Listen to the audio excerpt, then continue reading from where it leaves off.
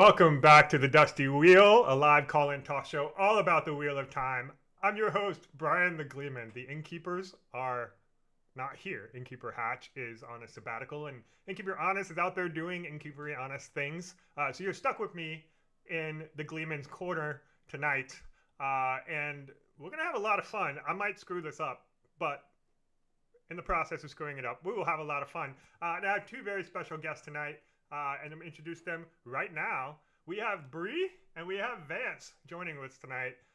You all know them. You've seen them on previous streams. So Bree, welcome to the show. Thank you. I am so happy to be here. Yeah, and Vance, welcome to the show too. Hey, happy to be back. You know, it's one of the best Wheel of Time shows out there. My personal favorite, for sure. I mean, thank you. This is all with my new favorite host, by the way. I'll say that behind the scenes. I don't know if you knew that. I'm the brains behind. No, I'm not. But I found out, everybody, before we started the stream. I found out that all three of us are in Alabama people. So Bree lives in Alabama. Vance lives in Alabama. I'm from Alabama. I live in California now. So it's like this is the Alabama crew tonight. Yes, we are. Yep. The Yellowhammer crew, I'm not really right? going to say roll tide, but, you know, roll tide. War Eagle? Let's go. We'll get them both. Oh, we're going to fight tonight. It's okay. I don't care enough to fight, so it's whoever's playing, I'm like, go.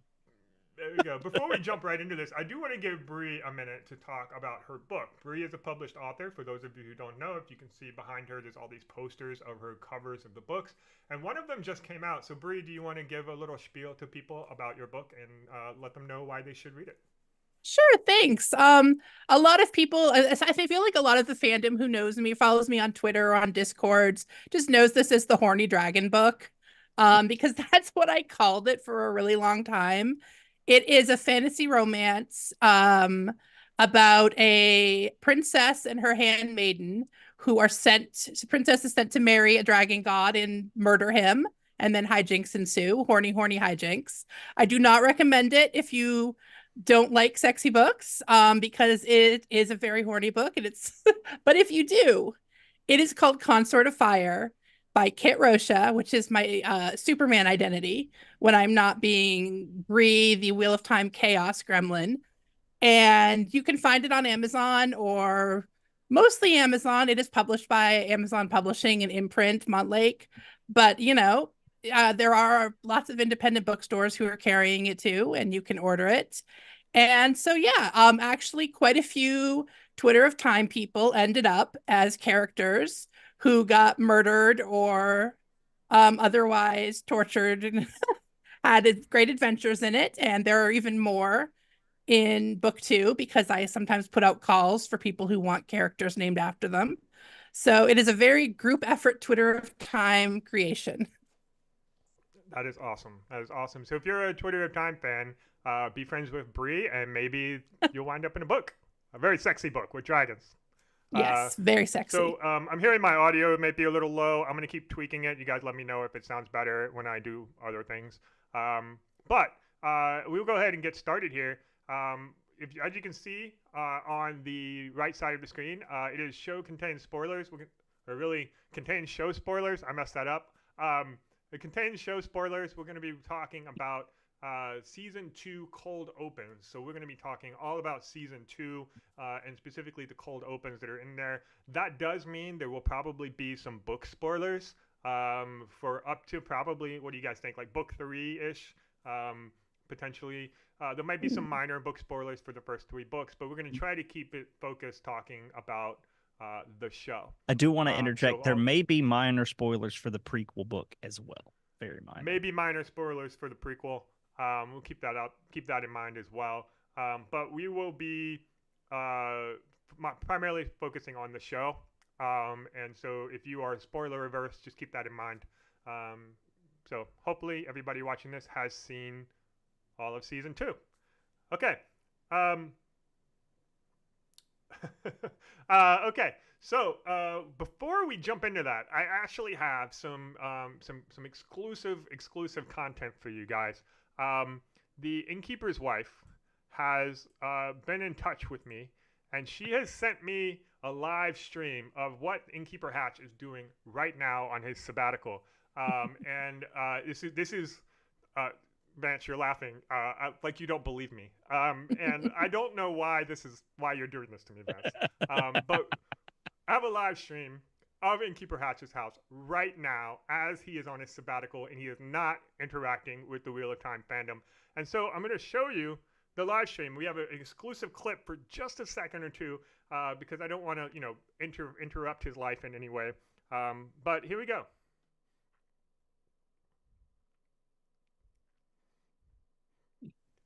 There you go. That was.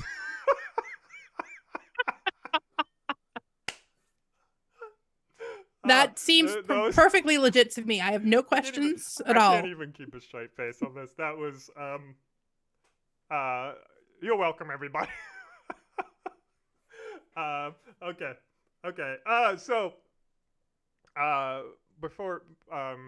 First of all, Matt is having a wonderful time. I've been talking to him. He's having a great time. He's relaxing and chillaxing and all that stuff.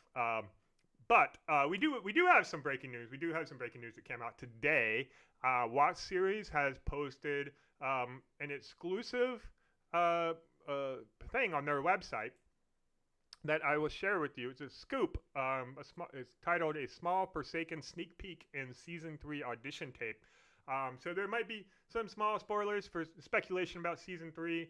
And maybe some speculation about future character arcs, but we're going to cover this just really quickly, and I'm going to share that momentarily while we do this. You can see it says "Scoop: A Small Forsaken Sneak Peek in Season 3 Audition Tape." I hope you can hear me. I'm not sure if you can hear me.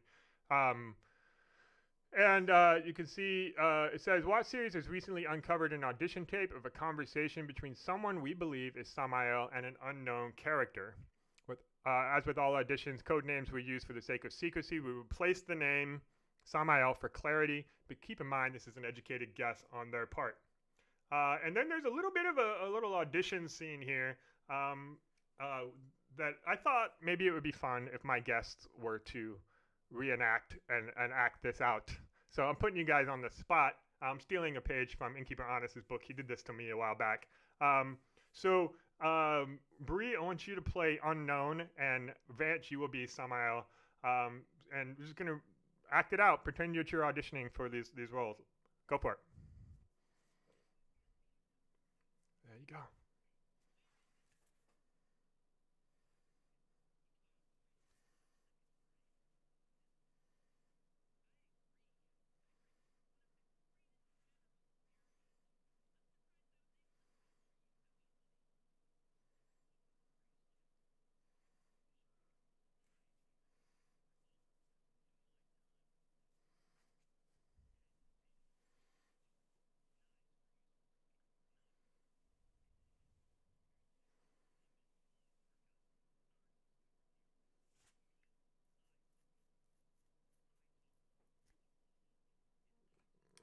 Hang on, don't think they can hear you guys. 1 second. Waka waka. Okay, let me see if I can do that again.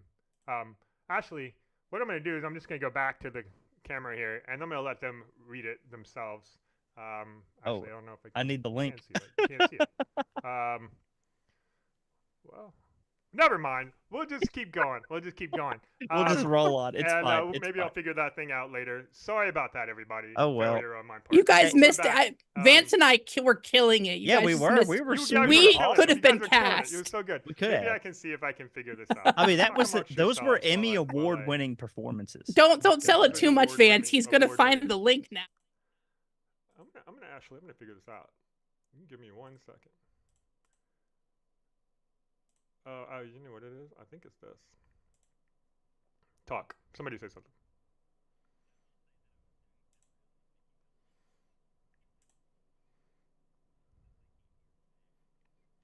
I don't know if this is. Don't think this is working the way I want it to. Let's see here. You know what I think I need? I think I need to do this. Yep. They're saying our audio Um, died again.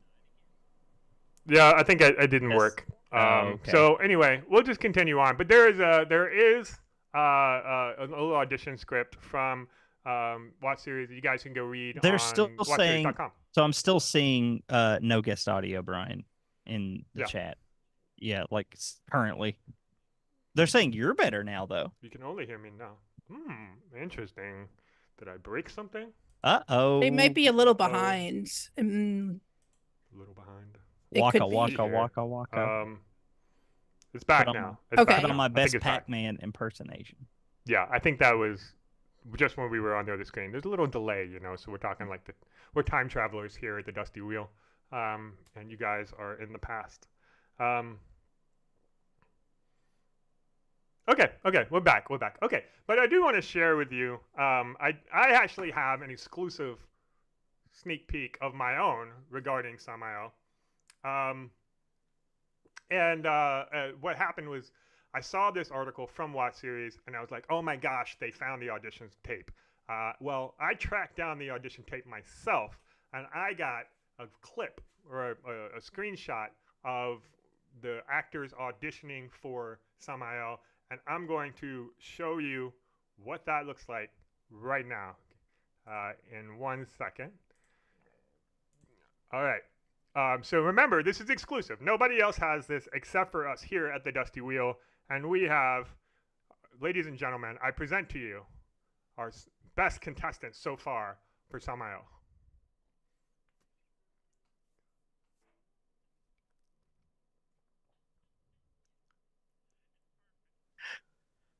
Yeah, That checks out. This is That exclusive. does. Nobody else has this except for me.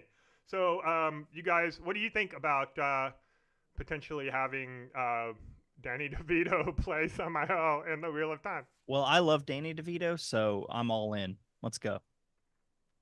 I'm going to be contrary. I need them to cast someone who is exactly like 1 inch shorter than Rand. And have this because this is the running joke, right? He's just like 1 inch shorter, and that 1 inch has just been torturing him for 3,000 years. So that is what I need in my life. Well, that's definitely book accurate, if a lot less fun than Danny DeVito. Right. I mean, I was going for fun. You're going for accurate. I mean, we No, can meet in the I'm middle. going for ridiculous. Come on, 1 inch, 1 inch, I'm all about 3,000 it. years. I'm all about absurdity. Let's go. Yeah. Okay. So I'm gonna do a poll here. All right. First of all, I'm gonna end the poll that is in chat right now, the pre-show poll, which was I forgot the question. Something about how great is tonight's host going to be? And the winner is better than Brian at 66%. So this is great. So let's see Hey, here. 20% of voters said you'd be better than Matt, so that's something. I know. I mean, But very few people thought you'd be better than Anas, and I mean, that's true. Honest let's just be pretty awesome. great. Yeah, So, he's fantastic. let's start poll here. Let's see here. Who would be the best Ishamael that matches our criteria? So Danny DeVito is option number 1. Bree, who's somebody that's 1 inch shorter than Rand that you would want to put on this list? Oh gosh, I guess the Innkeeper. Let's go, Matt. I think we should cast Matt. Innkeeper Matt. That would be pretty funny. Innkeeper Matt. Vance, how about you? Oof. I don't really know my actors and actresses all that well, but I see people putting out Tom Cruise, so let's go. Tom Cruise is famous. Tom Cruise All or right, Robert we can Downey do Tom Jr. They're Cruise. both the same height, so They're only saying that because they didn't hear you acting out this part, man. that's true. They'd be It should- saying that's you. true. Yeah, We get the I am top, actually like the same height as them, so yeah, I should, you go. maybe me. You got the Maverick. You got the Maverick thing going. I got the blonde hair. audition tape. You can't really see it in this dark lighting, but I do have blonde hair. We can see it, Vance. You are raising the good looks department on this episode dramatically. So you got the Tom Cruise vibe for sure. I don't I'm gonna believe do, that, but I saw thank you. Pedro Pascal, and I think I know who's going to win this one. But anyway, starting the poll. We'll see what happens. There are 76 of you watching, so I expect to see 76 answers on this poll in the next 3 minutes, and we'll see how this goes. Okay, so now that we've gotten this very serious, very serious stuff out of the way, we're going to jump into the silly part of the show, which is to watch some of the cold opens. So we are going to start in episode 8. No, I'm kidding. We're going to start on let's see, episode 1, season 2, episode 1. And we are going to watch the cold open, and hopefully you can hear everything. So we will see what happens when I do this. And fingers crossed, everybody. I'm sorry, I'm new at this. Give me a break. Here we go.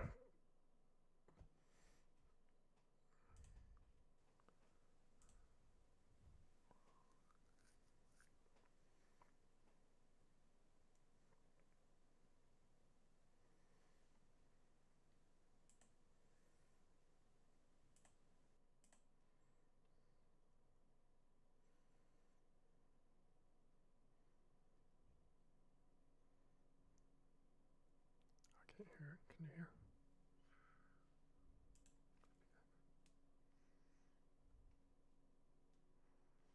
Oh.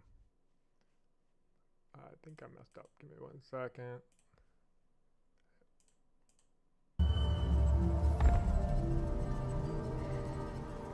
That was me. Sorry.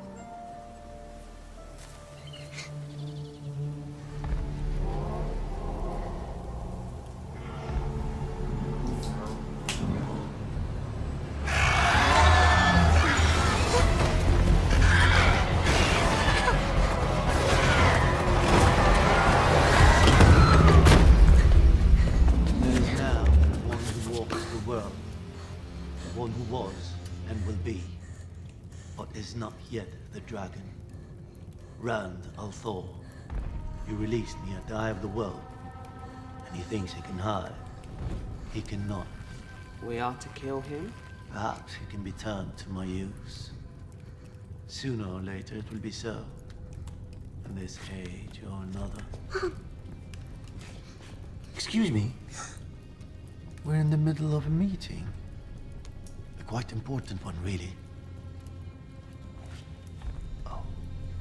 Let me guess. There's something outside. A monster, perhaps. Come on. A lot of people call me monster too, you know. Along with a litany of other unflattering names. Father of lies. Betrayer of hope. Forsaken. Do you know why they call me and the other Chosen such hideous things? No. Because if they called me what I really am, no one would be afraid.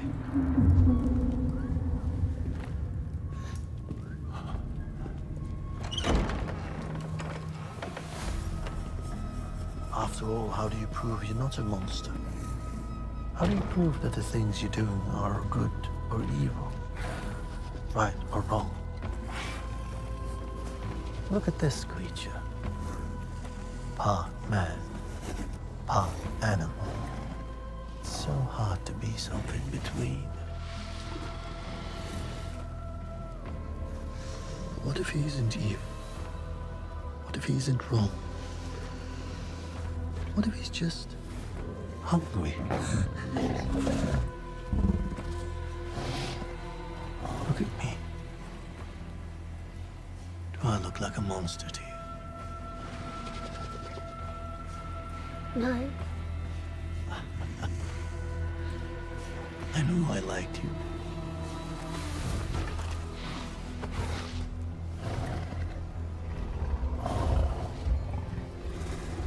You see, it's all right. Go on, you try.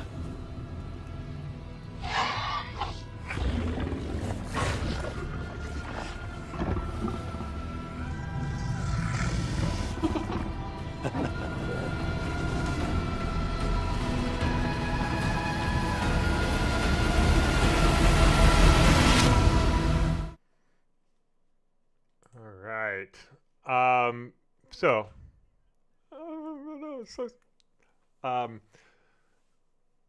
So, so the cold open was the Darkfriend Social, and it is the like pretty iconic scene from the books. But what are your first thoughts watching it for probably the 100th time now?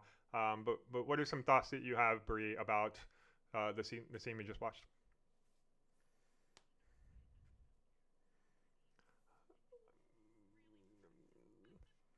It's kind of a weird choice, you know. Like, I'm gonna bring my kid to work, and the Dark One's lieutenant is lieutenant. Sorry, the Dark One's right hand man is like totally okay with bringing the kid to work. How bad can the dark side be, right?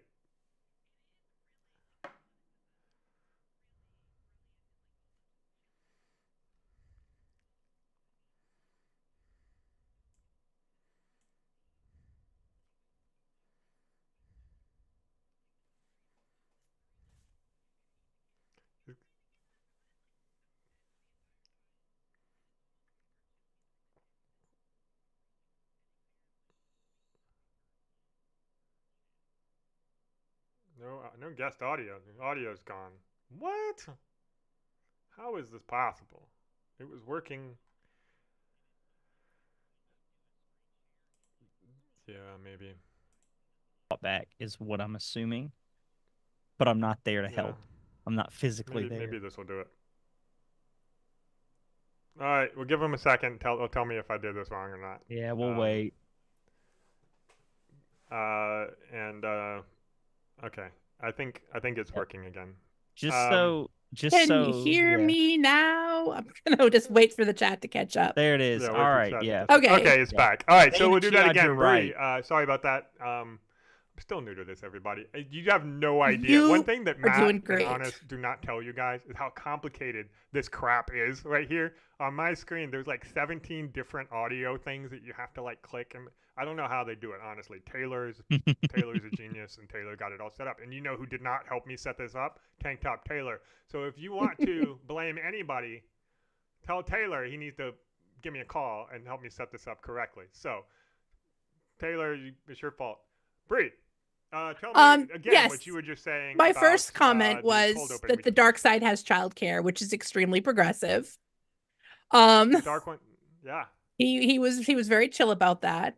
But also I had mentioned I loved watching the non-readers like reaction videos to this, just how chilling it was, how convinced they were that he was going to feed that kid to the Trolloc, just like so sure, so scared, and how like I really think it was a perfect vibe for the season that it ends up like so much more chilling that he doesn't, that it's like petting the Trolloc, because this season is really about you can't tell who the monsters are, can you? Mm-hmm.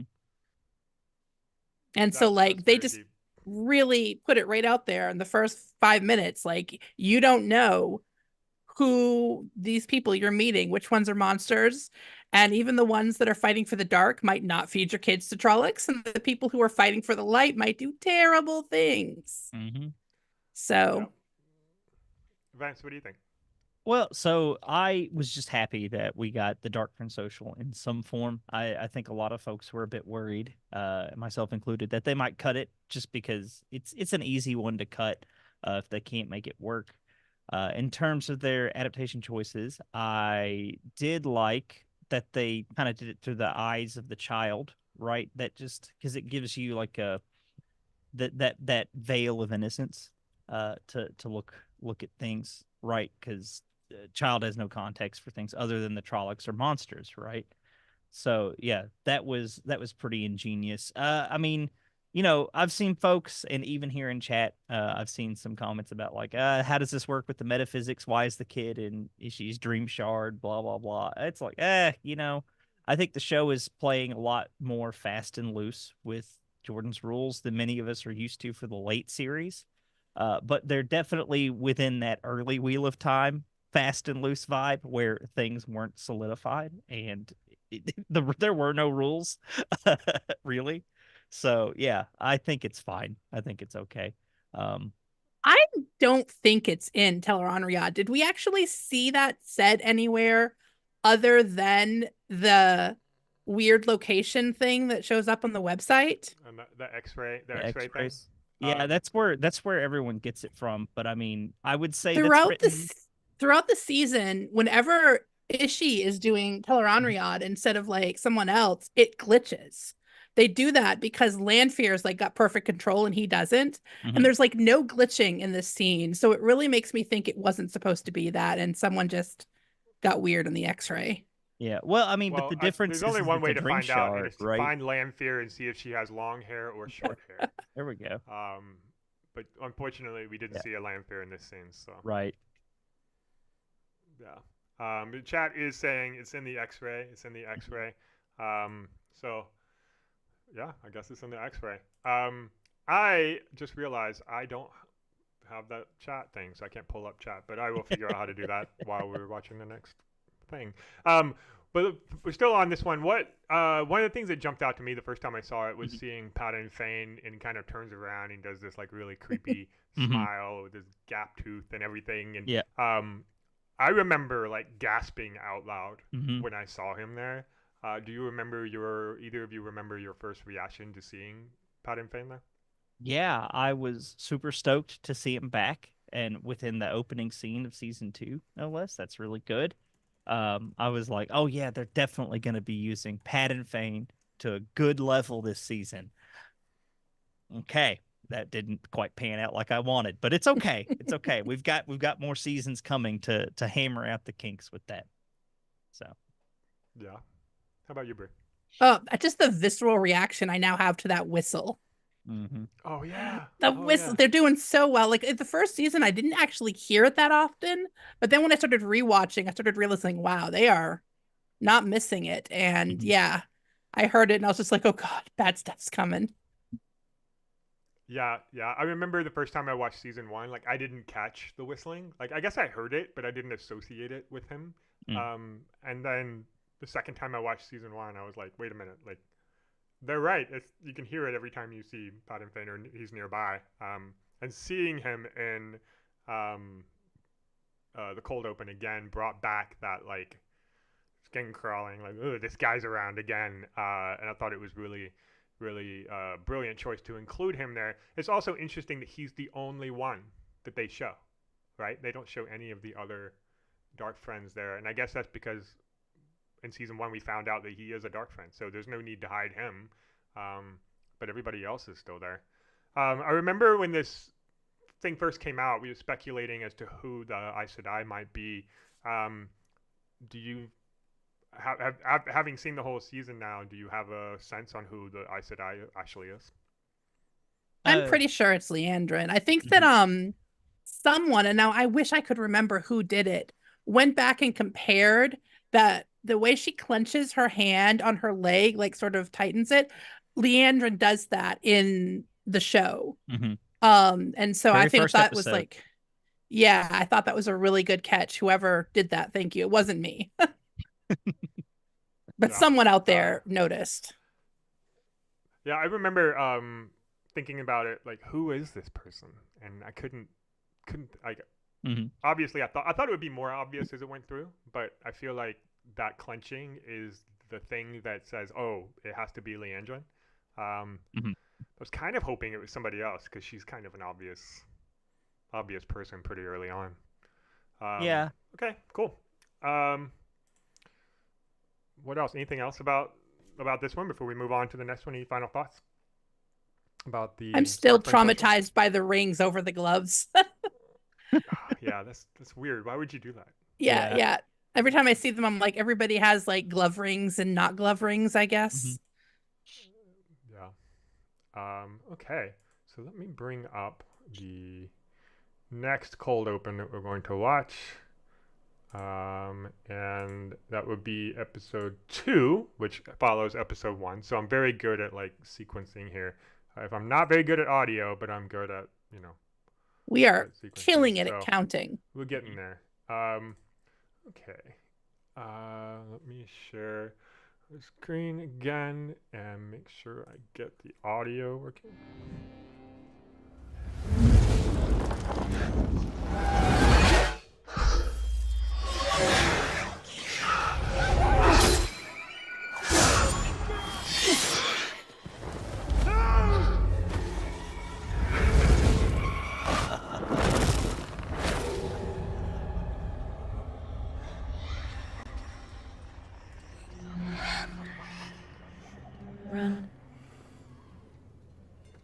another nightmare.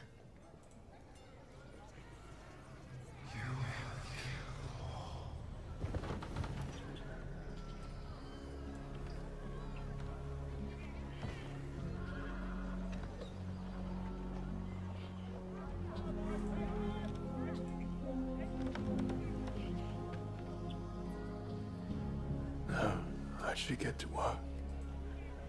You still owe me room and board for this month. Don't be late. I'll have to charge you interest. I won't be. Your rates are too steep for me.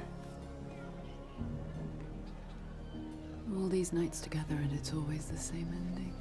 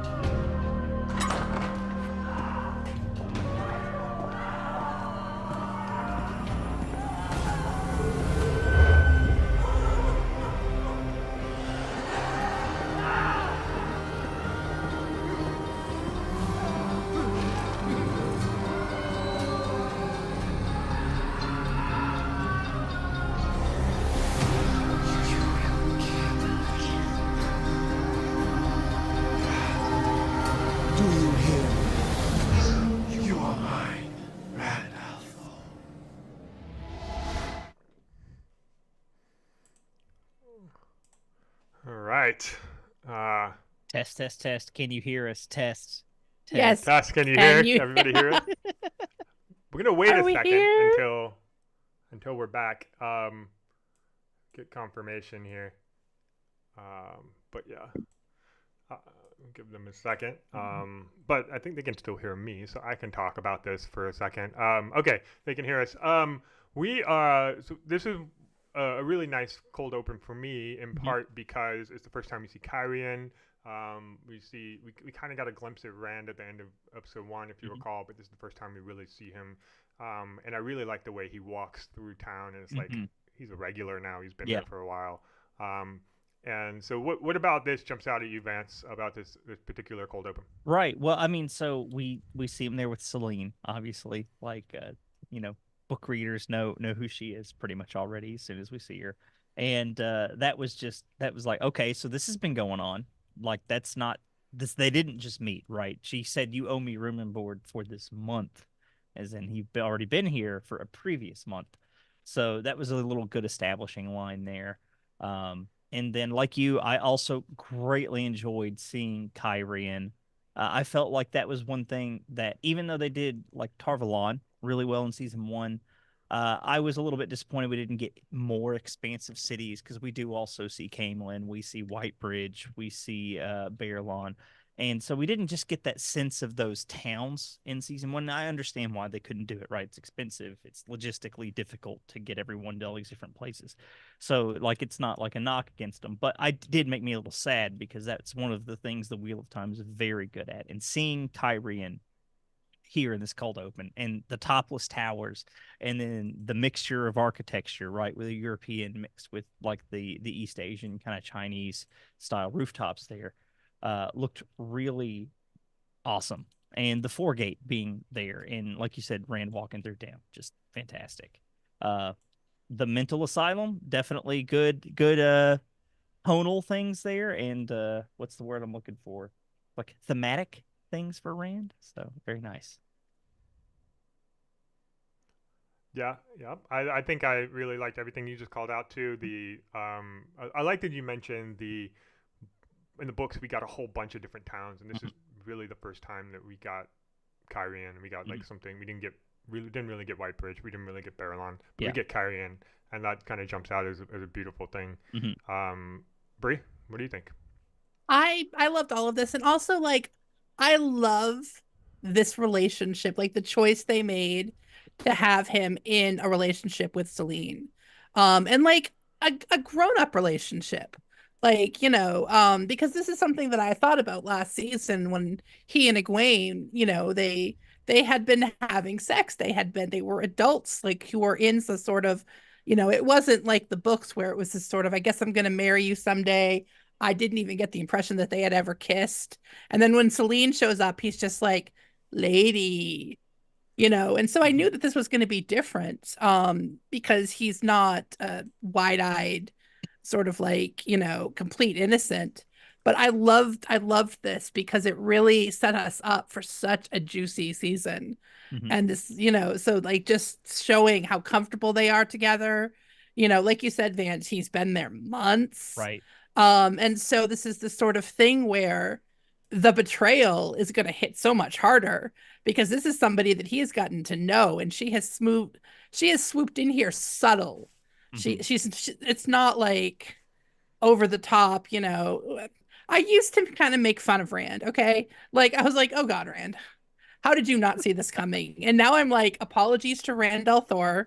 I would have fallen for this too. So like the land fear of it all really just, Yeah. you smarty pants. You bring up an interesting point there about Rand, is that like, he's supposed to be what, 19 when we meet him in the books, 18, 19, but his mental age feels a lot more like 14, 15 in a lot of the regards in those first books. He does feel a bit younger, because like when I was reading these as a young man, I was like, oh yeah, this is totally makes sense, right? Because I was in that headspace, that same teenage headspace. And I think now that have rewatched season 1 and 2 a bit, I'm like, yeah, I'm glad they aged up the characters just a tad. Like they're not super adult, right? But they're at like that college age level, where we would see folks in our world. And yeah, I think that makes a lot of sense. Allows them to tell stories like this and make it believable. Yeah, I mean, I think the having Rand and Celine setting that backstory, like you both mentioned, that he's been there for more than a month, he's been there for a while, and this idea that Lanfear is playing him, it feels kind of obvious to anybody. Yeah, I think even new show watchers would be like, there's something strange about this person, even not knowing who Celine is. And I also think perhaps it's brilliant of the show writers to have given us Celine before giving us Lanfear. And I guess like Robert Jordan did that too, but there was kind of an implication of Lanfear being a thing before we got her. And I think just really having this cold open kind of show this woman, and I don't know, I just wonder how many show watchers figured out that she was like a Forsaken type, or if they just thought she was a fishy, like a Dana, right? From Dana from season 1. So I compulsively watch first time like non-reader reactions. Like I watched like 15 of them, and I watched like every episode. And honestly, it's like the funny thing is like so many of them were like, how dare you step out on Egwene? She's over there grieving you. Which is not even a thing that we really thought about in the books, because she didn't think he was dead. Right. So like that was it's sort of a red herring. People are like, you let Egwene think you're dead, and now you're like sleeping with this lady. Like, what is going on? And so they're so fixated on that. Not a lot of them were thinking that she was fishy at all. It was this sort of, what are you doing, Rand? Not what is she doing? Oh, that's interesting. That's very interesting. I just noticed that there's a poll. We're 25 minutes from the last poll, so I think it's time to do a new poll. I said who would be the best Samael, and Pedro Pascal won at 41%. I think you could like ask if who would be the best anything and put him in there and he'd Yeah. win. I think so too. I think you could put him in anything and like give him some heel lifts or something if he needs to be that extra inch to be in your target range there.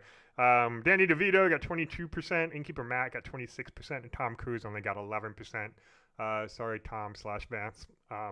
Better luck next time. So we are going to do another poll. Let's see. I need to end the poll first. This is complicated, y'all.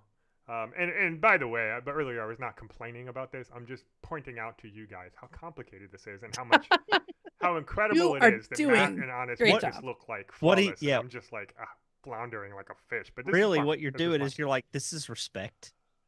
That's what that is. This is respect. The Dusty Reel is giving me a budget to hire a tank top tailor. So anybody wants to apply, let me know. We can have a better one next time we go. For this poll, what should our poll be about this cold open that we just watched? What's a fun question here? Going once, going twice. Anybody? What's their favorite part? The city, Celine, the mental institution, or the bread? I want bread thrown at me when I walk through the I streets. think the bread throwing one. So how many? I think somebody asked this earlier. How many takes did it take for Rand to catch the bread? There we go. On the for the take, and it's gonna be 1, 2, 3, 4 plus. We'll see what happens. What do you guys think? How many takes did it take for him to catch it? Not how many takes did they take to get like the perfect, walking through the thing, but how many takes did it take for him to get to the Tootsie Center of the Tootsie Pop? And we're going to start this poll, and we'll see what happens and see what people think in the next couple of minutes. But coming back to the cold open, we did see the mental asylum. We saw him walking in there, although I don't think... Do we really know it was a mental asylum? We saw him going to a job. We saw him going to work, which again goes back to that normalcy thing. That's like, this is his new life. This is not, he's not on an adventure or a mission, really. He's just like going to work. And the fact that somebody threw him pita bread, the fact that the guard just kind of like cursorily looked at his ID or whatever it was that he handed the guard, and went through, that kind of indicates that he's been around the block, literally, several times now. So I think it's a cool little story. But what do you think Rafe and the team wanted us to take away from this dark open? What is it? Dark open, cold open. What is it that you think they wanted us to be like, ooh, or wow, or like, oh, now I need to think about this? Bree, do you have any thoughts? I definitely think they both, like, first, this was like a lot of establishment, and I keep trying not to, like, keep going, because I think the Errol like scene is one of the smartest scenes I have ever seen. Like, the number of things it did, but like, that's not the cold open, but like, it sets us up for that. And I think that establishing where Rand is and what he's been doing. And I do think that, like, the very last moment, like, it's all very normal, and it's all very, I've settled in. I'm just a normal guy with a normal job. Here's my breakfast tortilla being thrown at my face or whatever. Until he gets to the place, because I do feel like I could tell it was a mental institution. It definitely had like these screams that were almost echoing the like kind of voices in their head, and the voices started to ramp up. And like, the look in his eyes is not chill, I'm at my job. I definitely feel like we're supposed to get the feeling that he's here in this place where the crazy is inside and out on some sort of mission, and wonder what the heck he's doing. Yeah, Vance, what do you think? Well, I just really think with all the whispering happening as he moves through the various scenes, it's reestablishing, reminding, especially show watchers, that as a male channeler, he is slowly being driven insane every time he uses the power, right? So it's just another thing that reinforces that. And then everything else that Bree said, I agree with. Plus, just establishing the fact that he was in a different relationship at the beginning of the season. So, yeah. I totally agree with you. And I actually think the call out there about the voice, the whispering, I can never understand what the whispering says. I think somebody said it's hard. Says something like "kill them already" Yeah, or something. It says kill them all now. Like a lot of that, Yeah.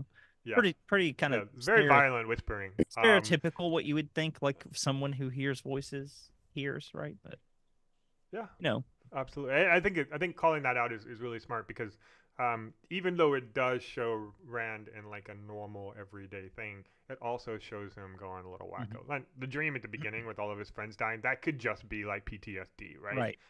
That could just be a dream about what might have happened at the Eye of the World at the end of season 1. But instead, we see him going through a relatively normal life, and then we get whispers, and we get this like, oh, maybe he's not normal. Maybe it's not just PTSD. Maybe it's all kinds of other things to do. So. Yeah, he can run from this stuff, but he can't escape it. Right. Yeah. Yep. He's channeled. Run, but you can't hide. The timer is on. Timer's on. And you're sleeping with a person. He doesn't know that yet. He doesn't know who he's sleeping with. So, but even with all of that, like I think we watchers, even first-time watchers, are like, okay, he's getting these weird whispers. He's got these weird dreams, and there's this weird woman that's like, something's up with her. I mean, to your points, like it's setting us up. It's building suspense that whole time, and it's making us think, okay, what's next? What's coming? Not all cold opens do this, but this one in particular really makes us go, okay, now I want to know what happens next. Cool. We are going to pause for a second and do a quick giveaway. We're going to do a raffle, and in chat, you should see the little raffle thing pop up in a moment. Honest is going to be running the raffle since I don't have that set up yet on my thing, but Innkeeper Honest was generous enough to set up a raffle to give away some Dusty Wheel swag. TBD, I guess. We'll figure that out later. But while we're doing that, while Honest is setting that up, I am going to close the poll that we have now. And the 53 of you voted of 84 people watching. So there's 30 something people that are watching and not doing the poll. And let's just say I'm disappointed. I'm disappointed in you. You should open up chat and vote on the next poll, because the next poll is going to be very, very important. And we will find out what it is that's important about it when we get there. But the results of the poll were most people, about 33% of you, about a third of you thought that it would take 4+ takes for Rand to catch the bread, and only 16% of you thought it would take two takes. 29% said 1, and 20% said 3. So Bree and Vance, you think it really took 4+ takes for him to catch the bread? No, it took 2. I think I have a little faith in him. I mean, it would have taken me 16. I just would have been smacked in the face with that so many times. Oh, that's a good point. It could have been it could have been that he would totally have caught it, but the person threw it badly, right? That is also true. Yeah, I don't know, is bread, is there a theater school, a bread throwing class? Specialty skill. Glittering Sea Beam says no, he lifts. It's only 1 to 2 takes, because lifting is what's important when catching bread from people. So good job, Glittering Sea Beam. That's a great point. All right, the raffle is going, and while the raffle is going, we will start the episode 3, season 2, episode 3, cold open. Now, all of you have seen the show. There's show spoilers for this whole episode, but we are not going to watch the entire 15 minutes of the cold open. What I'm going to do is play through the first couple of minutes, and then we will talk about what happened from there, and then move on to the next episode. This is one of my favorite cold opens, but it's just really, really long, and I don't want to spend 15 minutes watching that when we could be having a great time together talking about my audio screw-ups. So we are going to start the episode 3 cold open momentarily, and I'll stop it when I stop it, and we can talk about it from there.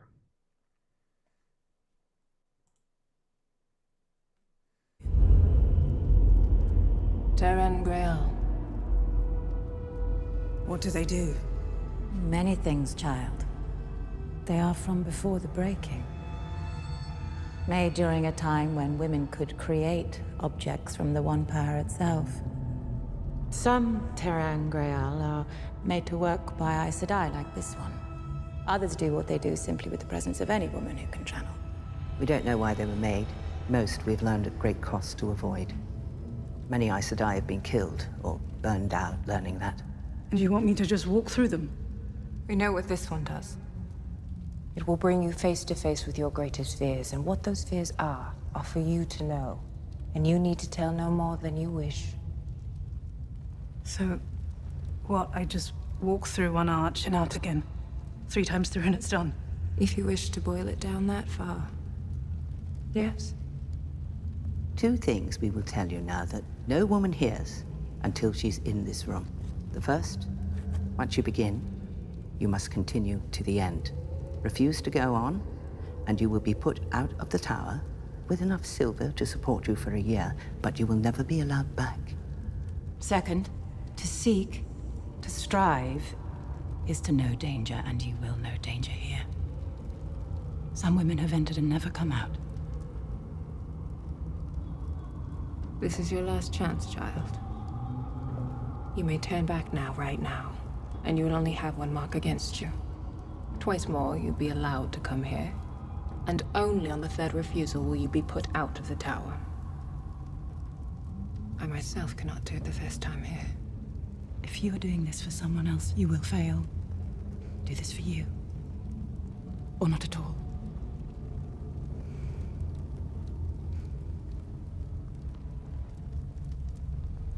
I'm ready. Your dress?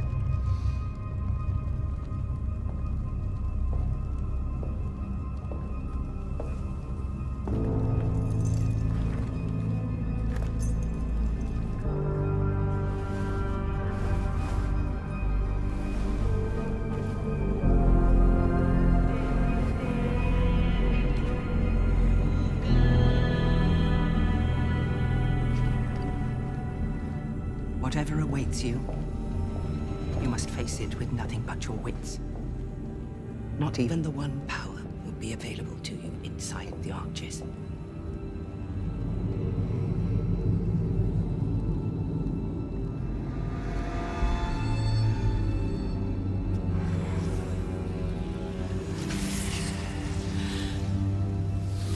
The way back will come but once.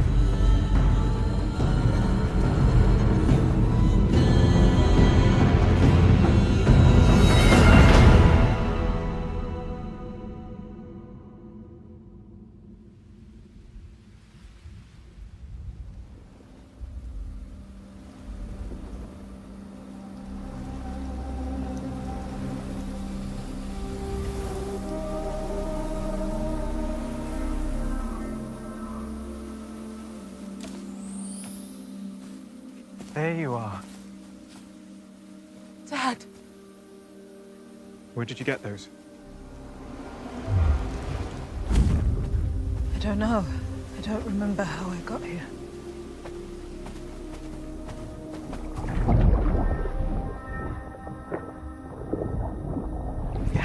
careful, sweetheart. Herbs can be dangerous. There. That should do it. Don't forget, crimson thorn roots are poisonous. Remember, Red is dead. What is that?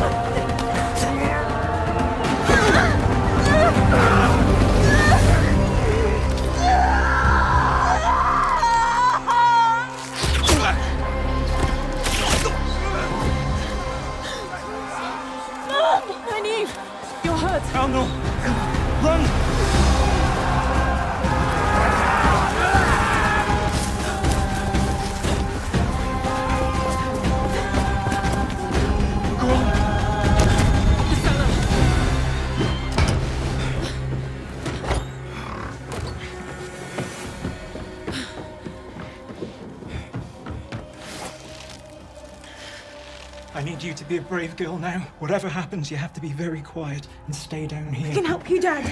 Ayendan, apa anchuria marath, aliende nesod hinan arariod efel leviajes avulat averen. Wait, Dad!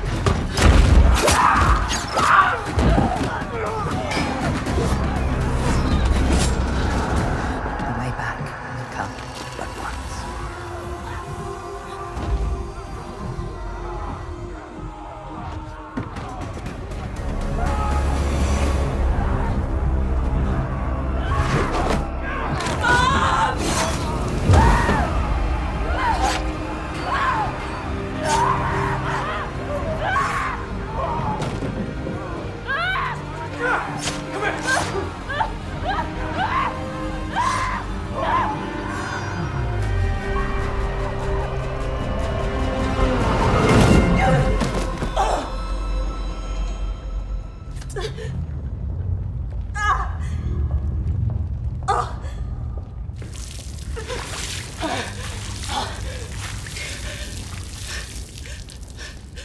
You are washed clean of your sins and the sins committed against you. You come to us pure in heart and soul.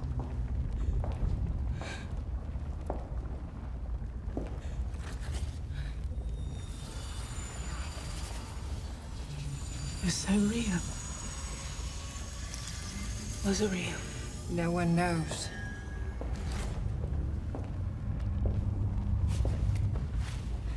Some come out bearing the actual wounds taken inside. Others are cut to the bone inside and come back without a mark.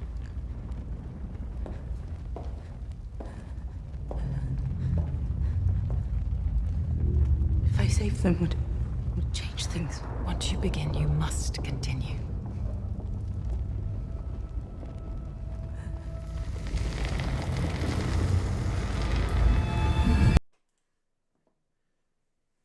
All right. We're going to stop there. We can keep going for another 10, 15 minutes if we wanted to. But that first arch it kind of sets the tone for the rest of the cold open. Bree, what did you think about the first part when it's just Shariam and Leandrin and Liana talking about what the arch is? That part is almost ripped directly from the books, like almost word for word. What did you think about that section? I mean, they killed it. And like the tests have always been, I think, some of the most iconic scenes in the books. And I am kind of notoriously just fine with lots of changes, but I'm really glad that they did keep this because it is, like you said, it's almost verbatim. I did see a lot of people in the chat yelling, be steadfast. And I will admit, I also yelled be steadfast at the screen Yes. the first time. I think that I would have liked the be steadfast because it's such a it's like the part of it that sort of sinks into you because and oh gosh, Nynaeve is so steadfast. That's like her defining characteristic. But yeah, I mean, I had like no notes when I watched this the first time. I was engrossed. I was, and honestly, I mean, if we go beyond the first part, like, are we gonna talk about them all? Yeah, or... we'll talk about the rest of it in a second. Okay, We'll come back to then that. yeah, just the first part. I loved it. I may have noted certain book spoilery stuff about who was in the room and thought about that a lot. Yes. Yep. But yeah, I mean, also just God, their costumes. Oh, like all of them were just flawless. I love Leanna's like looks. She's just exquisite in the show. I want more of her. I want so much more of her in season 3.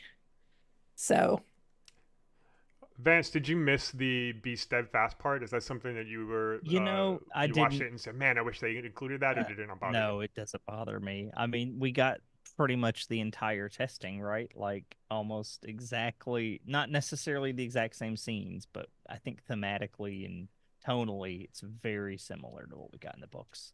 And I just really enjoyed it, and I loved just the they knew they had something with this one, because that is the longest cold open to a show I have ever watched. They knew they were on it with this one, and yeah, probably they fire on all cylinders a lot this season, but this was the first time I think of season 2 for me that I was like, this is it. This is starting to feel really good. So yeah, I just loved it. I've got nothing bad to say about it. Totally agree with you. And I think my memory is a little bit fuzzy this year, but we got 2 episodes up front. Did we get all 3 up? Did we drop 3 episodes? Yeah, 1, 2, and 3. So we did see this. We did see this on and this was night. a fantastic one to end that first little chunk drop on. Oh my gosh, it was just so good. We are going to stop the raffle right now, and we will find out in a moment who won the raffle for a giveaway. But while we wait for that to happen, I will say, like, I personally did not miss the be steadfast up part. I actually enjoyed the fact that I said it. It made it like a almost like an interactive experience. That's cool. And I was so in. We watched it. I watched it with Matt and Honest and a couple other people at in Salt Lake City at the premiere party, and we did it on the live stream. And I remember watching it and hearing people around me going, "Be steadfast!" Like we were all doing it. Everybody who had seen the show, and so we really loved it, and I feel like it made it an interactive experience for us. All right, looks like Illuminatrix has won some Dusty swag. So Illuminatrix, reach out to me or Innkeeper Honest after the show, and we will make sure you get your prize. We'll do another giveaway at the end of the show. This was like the mid-show giveaway. So congrats to Illuminatrix on your win. This is a huge accomplishment for you. I'm very proud of you. All right. So what else about this particular cold open? One other thing that jumps out at me is it's a particularly violent cold open. Like, not necessarily, I mean, a little bit in the sense of like people getting shot by arrows and stabbed with knives, but also like seeing her mother eyeballs through the slat of the that was horrifying. Oh yeah. And then we see it again in the second part and the third part. There's just awful stuff. But what struck me about the cold open in particular, we didn't actually see it when we watched it a minute ago, but Sheriam says, like, imagine coming out of the arch. You've been through this incredibly traumatic experience, and the first thing that happens is someone pours a bucket of cold water on your face, and you're just like, excuse me? And then you're crying, and they say, your grief is your own, let's move on. Uh-huh. Right? Like, who does that? Anyway, that has always bothered me. And they do it in the books. I mean, that again is something that happens in the books, but in my imagination in the books, it felt a little bit more empathetic. It was, a little bit more of like, look, I know what you're going through, but like, this is part of the process, man. You gotta deal with it. This is, but in the show, I felt like it was just like, yeah, this is your own. We're moving on. We got other things to do. Yeah, it felt a bit harder. How did you feel about that, Bree? I mean, I do think that I sort of projected you don't have to tell us onto the sort of idea of your fear is your own. Like, you don't have to tell us about it. But I honestly think like you don't get to tell us about it is way more on brand for the Aes Sedai, especially when we get to like knowing what the final tests are like. I mean, they're just here to break these women until they are emotionally vacant. And this is the starting post, Yeah, take it and shut up, because that is going to be the only way you survive. Which is harsh, but this is a harsh institution. Little trauma factory. It reminds me a bit of like boot camp in the army. Yeah. Their job is to break you Yeah. and build you back up. Vance, do you agree with that? Yeah, no, absolutely. I agree with everything both of y'all just said. And you, Brian, we were right on the same wavelength as well with that. And I mean, it's not unique to militaries, right? Various organizations have their rituals of initiation that are designed to, bring you into the fold. Whether that is through a full breakdown or revelation of knowledge. The Aes Sedai kind of do a little bit of both, right? Like as you get broken down, you gain access to more knowledge, more responsibilities, and eventually more power. Because you have the entirety of the organization backing you as you move through your process to becoming a full Aes Sedai, right? So at the end of it, you are automatically an influential and powerful person. Now, obviously, not necessarily king-making or anything by yourself, but you can go pretty much wherever you want. And, the only fear is really white cloaks if they catch you unawares. So. Yeah. It reminds me of like the saying, do you know what they call the med student that graduates last? Innkeeper, honest. No, I'm kidding. It is. They call him doctor. So even like the if you make it through this, you are Aes Sedai. That's good. Just a great point, Vance. Like if you make it through this, you are an Aes Sedai. You're being handed the keys to the world. And even the worst of the Aes Sedai is still a very, very powerful person. And so I'm not condoning this, and I'm not agreeing that this is the right way to like build up people, but like it's clearly worked for a long time, or at least on the surface it has worked for a long time. And I think when you get further in the series and the show this season, at least, you start to see like, hey, maybe it doesn't work. You've got some emotional Aes Sedai out there that clearly weren't fully broken. But yeah, I think that's a great point. And Innkeeper Honest is an excellent doctor if you are dying. So if you are not dying, just take a Tylenol and call him in the morning. We'll figure that out later. Okay. Moving on to any final thoughts on episode 3 before we move on to episode 4? I am going to say I got by this one. I think it was partly because I was watching with Allie from Wheel Takes. Like we were on Zoom watching together, and she had already seen the screener, so she was mostly watching me. And I said, "Oh man," when Nynaeve like flounced, I was like, "Wow, I didn't see that coming. I think the fandom's going to respond wildly to this." And she made no reaction, and I was like, "Oh shit. This isn't happening, is it?" Yeah. Because I was like, if she would have totally like responded, I was like, oh. So they fooled me. They completely. She was like on the road before. I was like, wait, is she still in the test? Yeah. So I totally got. Absolutely. All right, let's move on to episode 4, Daughter of the Night, which is some people's favorite episode for some reason. I'm not entirely sure, but we'll find out in a moment. So let's watch the cold open for episode 4. Tenant Bree, Ishamael may be waking the other Forsaken. My bad.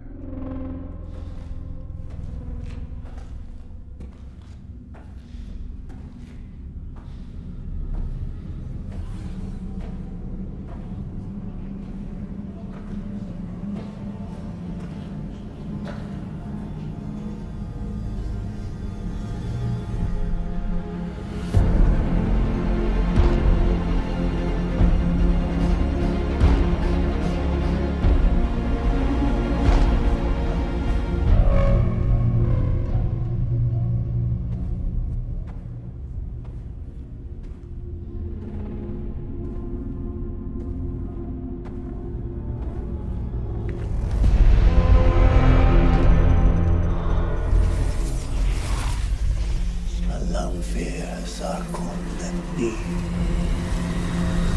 Akhabat Kasein Zarhei Hage Mahai Asha Sarsenunai Nesodin Ordir Hage Aksarnie Yule Tinto Mara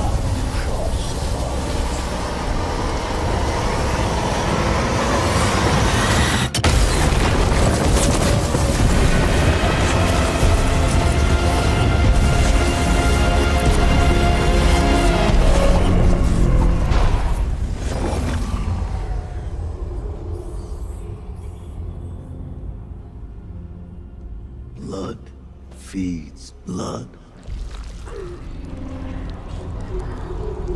Blood cools blood. Blood is blood was. And blood shall ever be.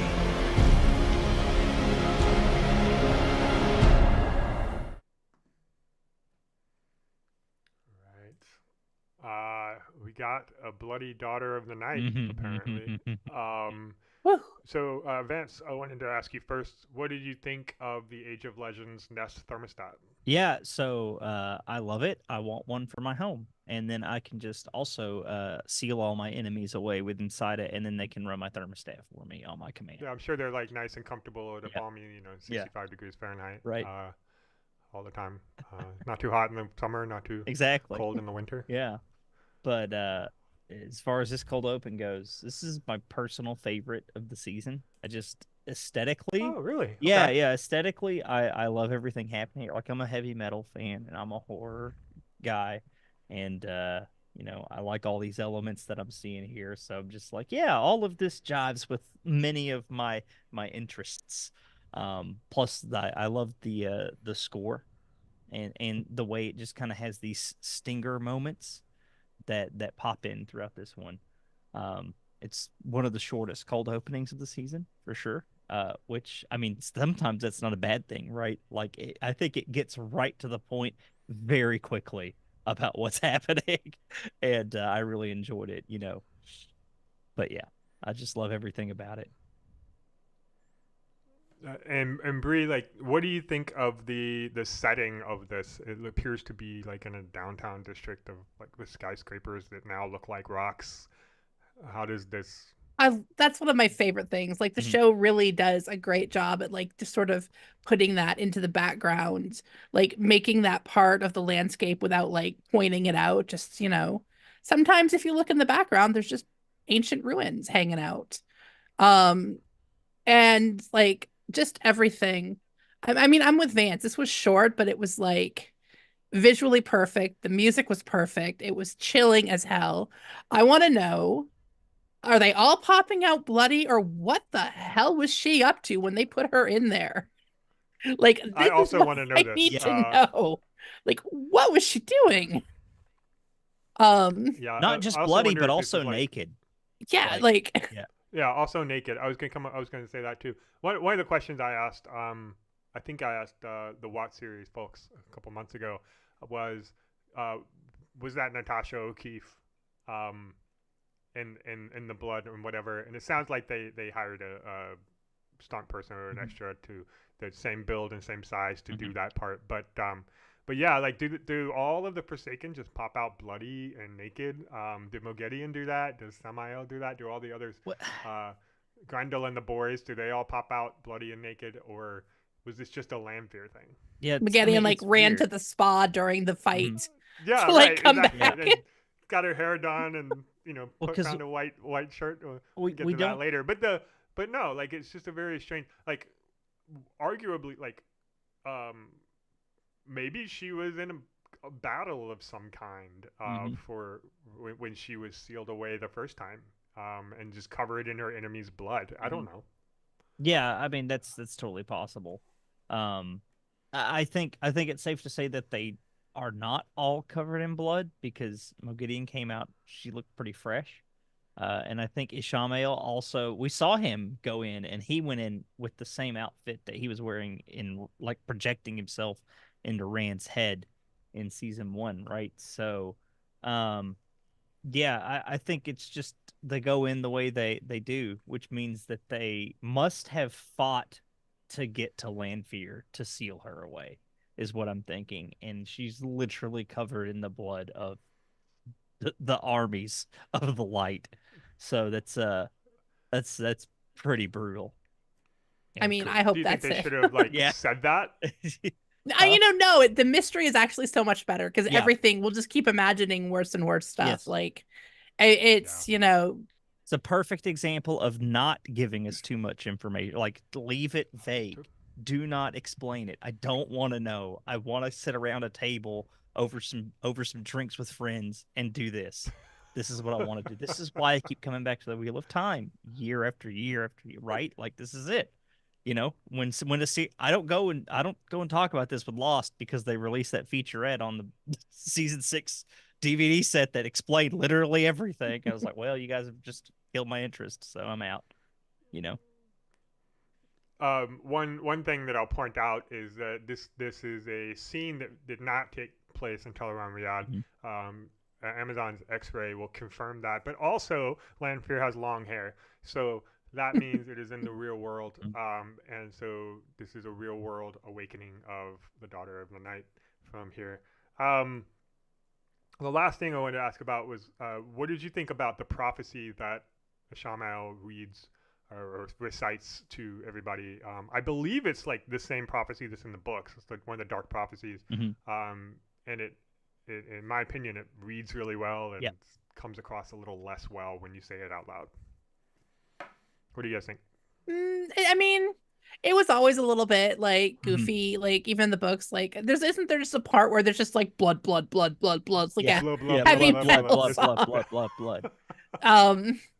So, but you know, I do love the Daughter of the Night. She walks again. Like all of that stuff is pretty epic. She's melodramatic. It's melodramatic. Yes, exactly. So, I mean, I liked it. This cold open, like it was just to the point. And it was, there's somebody out there you should be scared of. Yes. You know what's funny? I only saw a couple of the show watchers who haven't read the books like make the connection right there. I was wondering how many were it's going to be like mysterious lady, strange lady, and a couple did. A couple just absolutely jumped right there, but some didn't until like midway through the episode or like almost the end. Right. So. I mean, the end of episode 4 is like, if you haven't noticed by now, you've been asleep the whole time. Like, so my mother would be at the end. She'd be like, "So is Celine the bad guy?" Like, my mom doesn't pay attention when she watches TV. She always asks me really obvious questions. But most people will definitely catch it by the end of episode 4. But there's people who are really paying attention and thinking about it might catch it at the cold open. Right. I was going to ask you, and glad you brought that up. That's really neat. That a couple of people caught it, but most people didn't. So, very interesting. We have a poll that is out. It is, what is your favorite cold open of the first 4 episodes? 42 of you have voted out of 93 watching. So we do not have very high participation here so far, but 42 votes. And 55% of you think that episode 3 has the best cold open of the first 4, with episode 4 in second place. Vance, you already said that 4 was your favorite, but Bree, do you agree? Was 3 your favorite of the first 4? I went for 3 because I'm a 90s girl. So, I mean, I think 4 would have been up there, but I mean, my girl. Awesome. 3 is very I'm good. End that poll, and I'm going to ask another poll, which is, did you let's see, did you like the blood prophecy spoken at the end? Yes. All right, we're gonna move on to episode 5, and we're gonna watch the cold open of episode 5, which is many people's favorite episode of the season, for reasons that are very unclear. I'm not sure that it's apparent to people why this episode might be someone's favorite. I don't know. There could be reasons. So we're gonna find out. We're gonna watch this cold open and see what people think. And let's go. Go, go, go.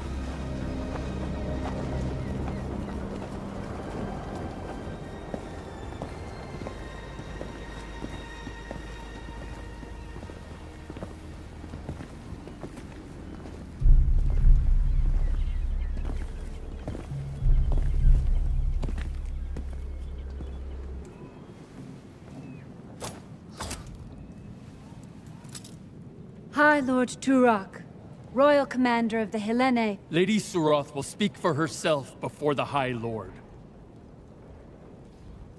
As the High Lord commands. You disobeyed an order. You invaded a village without permission. But I've brought back an Ogier slave, a Shinarn lord. By what right do you claim to make decisions over your Lord Commander? Perhaps my lord made a mistake. I do not make mistakes. I'm guided by the light. We have a mission. Uniting all the people of the world under our Empress to fight the Shadow. A mission you have carelessly jeopardized by seizing a village too far beyond our current reach. A village we cannot hold. I beg my lord's forgiveness. Lady Suroth, you are barred from this court's counsel until you are once again presentable. Kneel.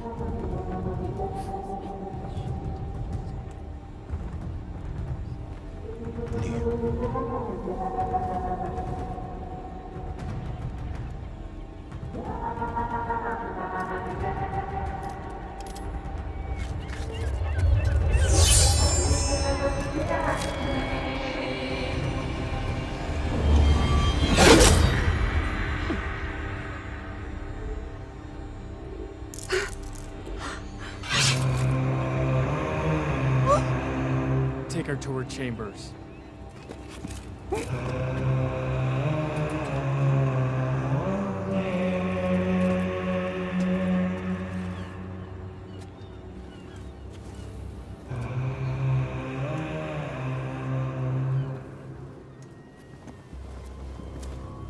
My lord, one more thing.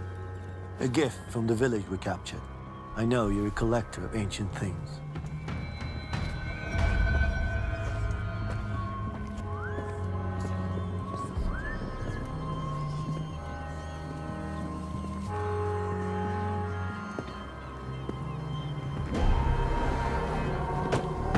High Lord Turok, I give you the horn of Valir.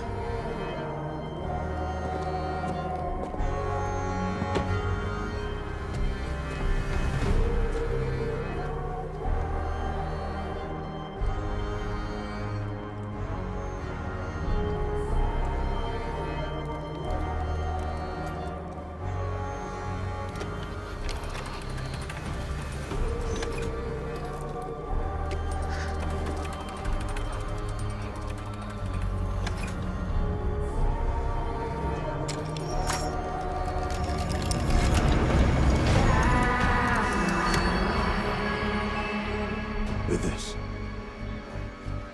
the whole world will be ours.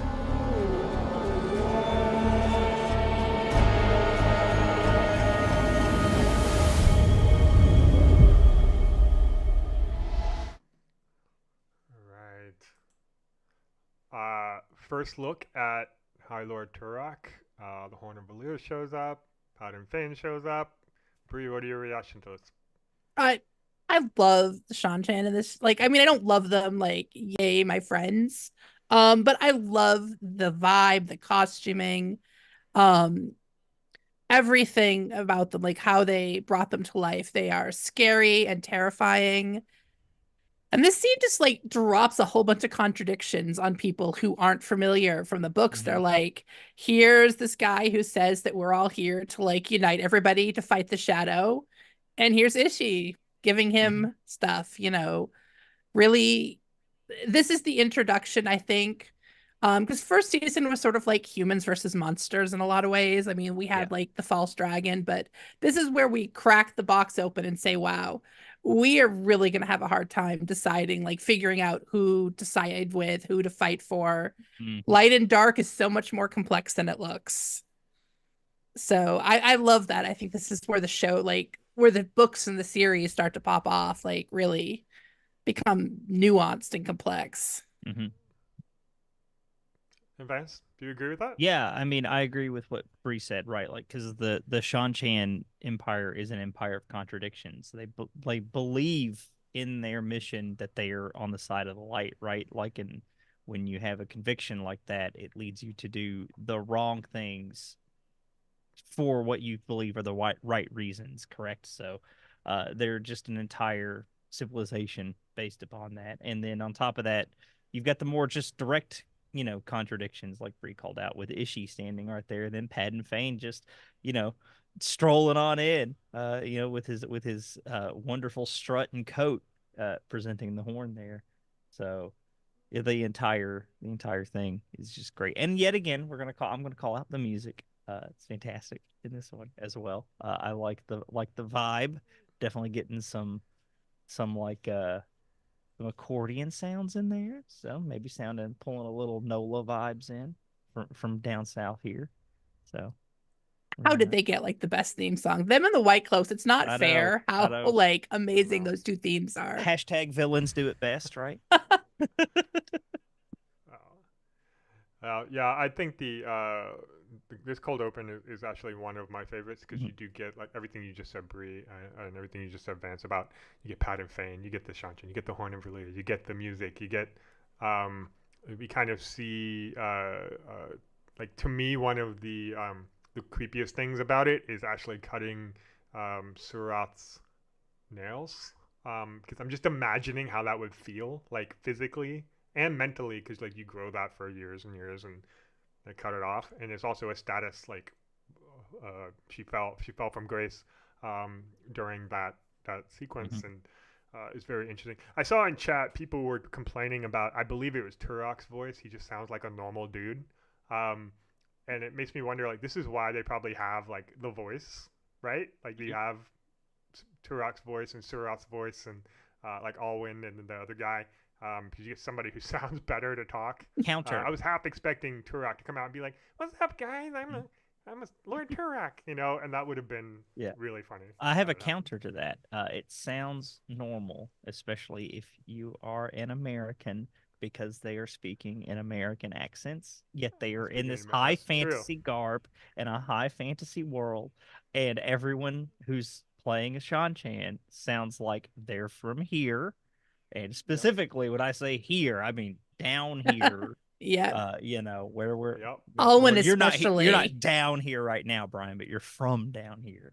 Alwyn, especially a Houston, Texas native, by the way, Jessica Boone. So that's true. Yep, that's true. In like Alwyn's voice is a Houston accent. Very specifically. Yeah, she's a very accomplished voice actress. So just as Americans, do you think the two of you think it's a little on the nose that the people with the American accent are the bad guys? Well, I mean, I think it's perfect. RJ said, right? Yeah, it's perfect. I always assumed the Shan-Chan were like Americans, like beyond, even before I learned about the Texas thing, because it's like they're the people who, the European country sent out to go do some, off into the ocean, and then they invented worse slavery and came back like, hey, y'all, we're the best now. Yeah, that kind of feels like us. Just sorry, but right. We're kind of the bad guys. Yeah, it's weird. It's kind of like this parallel, this historical parallel of Europe sent colonists over to the Americas, and then ironically in the 40s, the Americas sent people back to Europe, right? Like we did a landing with joint, and not just the Americas, Canadians and other nations as well. But North America in general sent ships back to aid with a war effort over there. And there's definitely echoes of that when you see the ships outside of Falma, right? Like it's got that like storming a beach feel. And of course they bring with them essentially super weapons or more weaponized things. Um, so yeah, it's just strange, and like it's this weird thing where they feel they have a righteous mission, and how is World War II taught to a lot of American kids in school, right? Like, oh, it was a just thing, we had to go do it to save, you know, Europe from its being cannibalized by Germany. So it's just interesting parallels there. RJ had a lot of great historical parallels and connecting lines here and there of like, this is a little bit similar, but also different. I love it. Never get tired of it. Yeah, one of the things that Robert Jordan didn't fully understand, and this is maybe a book spoiler for later in the series. We're keeping spoilers to books 1 through 2 and 3, but I think they kind of mention it in book 2 or 3. But the Shan-Chan, when they rule, they kind of say, swear the oath, and you can go keep doing what you're doing. And we do see that in episode 4, I believe, was when Surath or Alwyn tells them to episode 3 tells them to swear the oaths, and then they can kind of go about their day. That is actually how the Romans mostly conquered. Like they would go to war, they fight a war, and then they'd be like, hey, if you swear fealty to Rome and you pay us taxes, you can kind of keep your gods, you can keep your city, you can keep your culture, as long as you pay us money and as long as you swear your fealty to Rome. So this is like another example of Robert Jordan kind of defining America as an empire, and with the Shan-Chan, like doing this imperial American in the form of the Shan-Chan in the book. So it's pretty neat. It's pretty neat historical reference that they made there. So great calling that out, Vance. Let's move on to episode 6, which was a really difficult episode to watch. This is episode 6, Eyes Without Pity. And we're going to move right into this one and talk about what we think.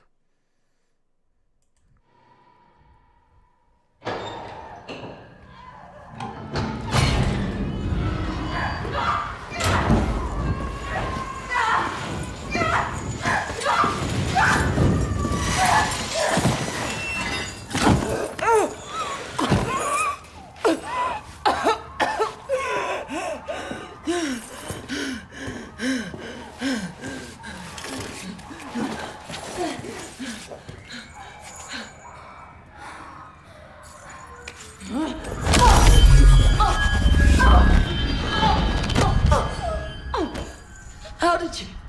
You cannot hurt me. Any pain a Suldam feels, her Damane feels twice over, even to death. The first lesson.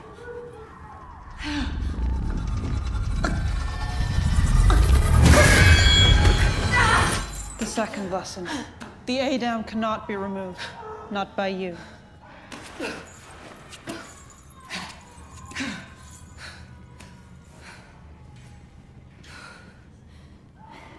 I am Rena. What's your name?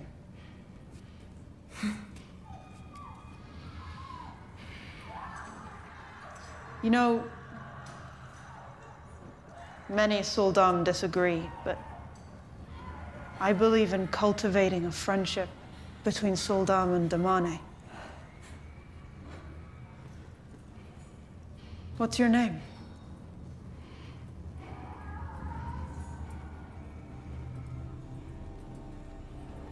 I will have to hurt you until you tell me. So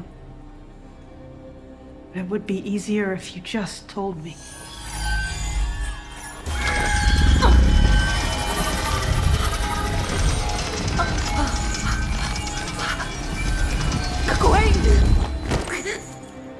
Egwene. Well, that's almost nice. I see no reason not to let you keep it. What is this place?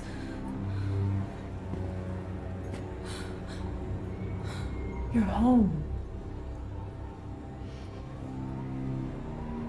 Rest, Egwene. Soon your training begins.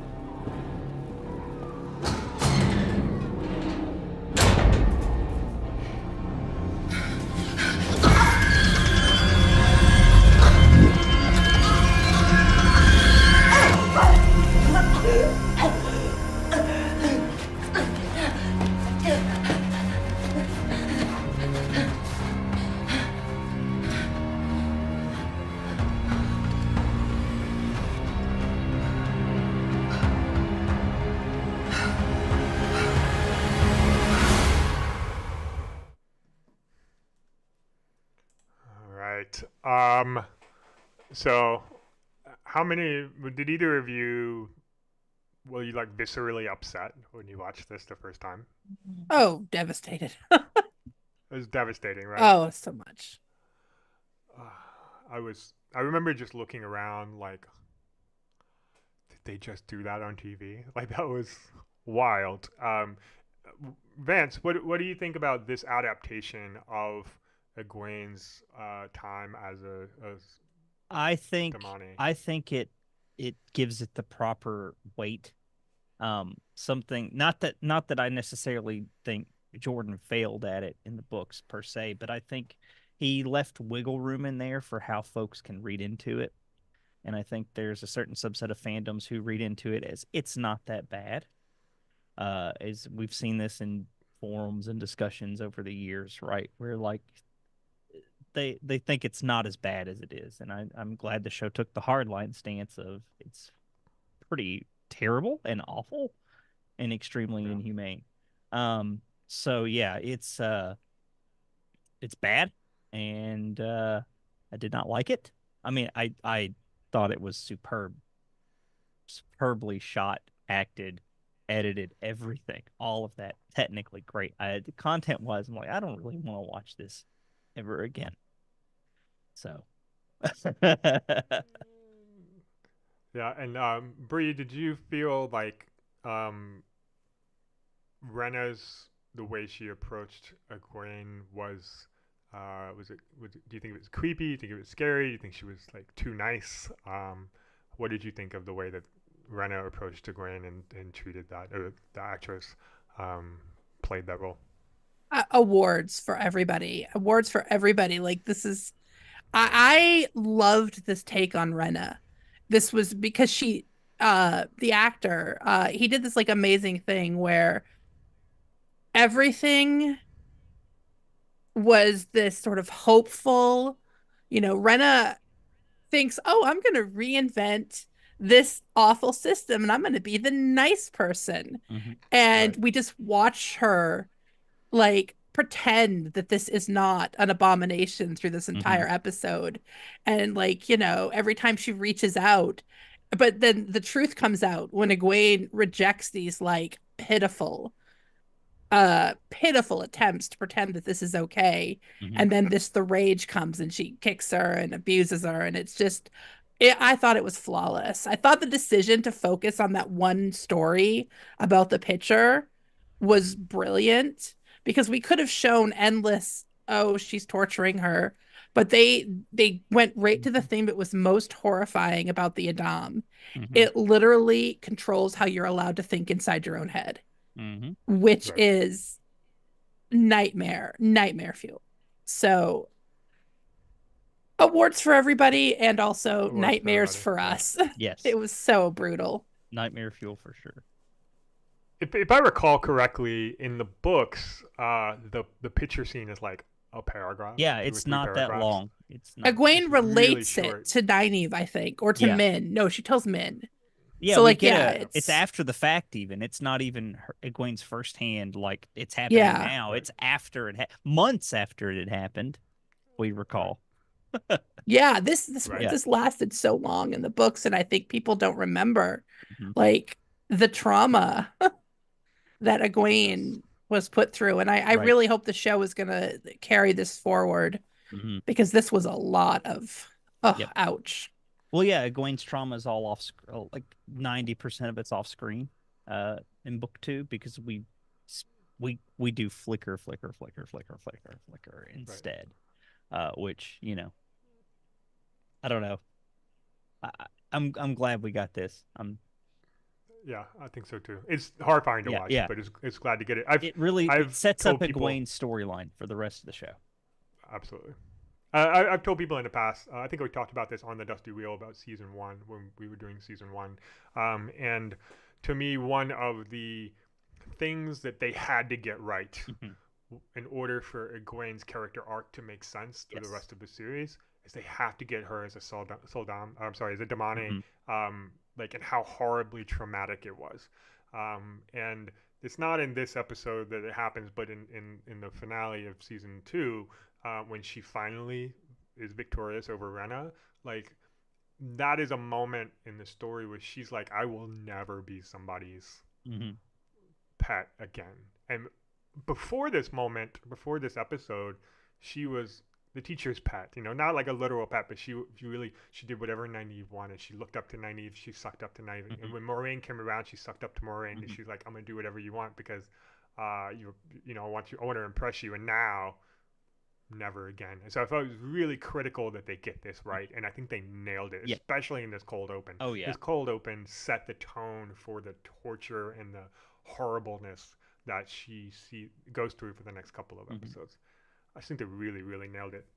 And we did talk about this, thank you, Honest. We did talk about this on Barside Chats on how not to screw up season 2. This is something I mentioned in our podcast as well. I'm going to end the poll that's out there right now. This is a brilliant poll. It's one of the best polls ever made. It was, did you like the blood prophecy spoken at the end? And 89% of you said yes, and only 11% of you said yes. So that's 100% yes. Yeah, we got there. We did it, everybody. We won polling. So I'm going to make a new poll here, and I'm going to put a new poll out there.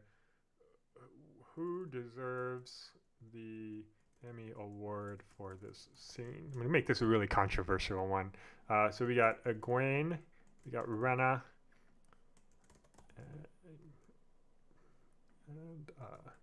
and Adam. Adam gets to be on here. So there we go. Let's see what you guys think. In a few minutes, we'll leave this up for a few minutes, but that's a great cold open in terms of cinematic mastery and just telling a really great story in a very short period of time. But it's also like the worst cold open because it's just so traumatic. Now it's just like cringing inside the entire time. And so while that poll is running, let's move on to episode 7. So we're almost to the end of these. And let's see where we can work out here. I'm finding the start. This cold open is widely regarded as, well, we'll talk about it when we watch it. Yeah, it's good. Here we go. Ready? We're gonna go here.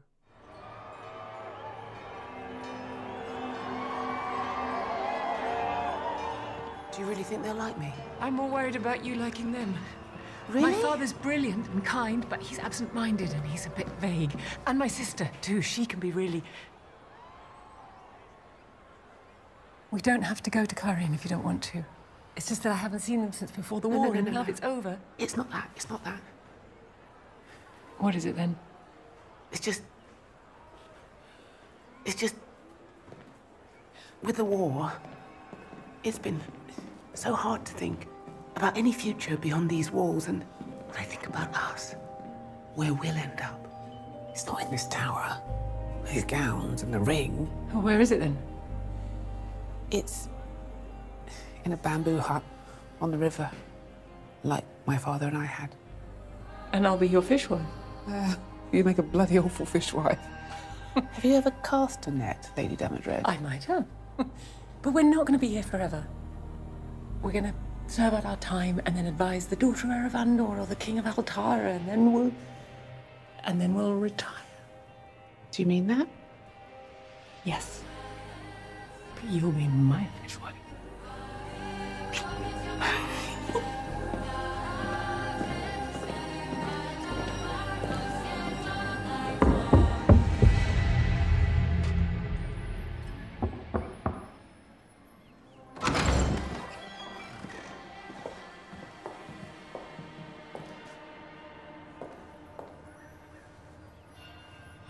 Gitara Sedai, we bring news from the Amelin. The war is over. The Aiel are retreating.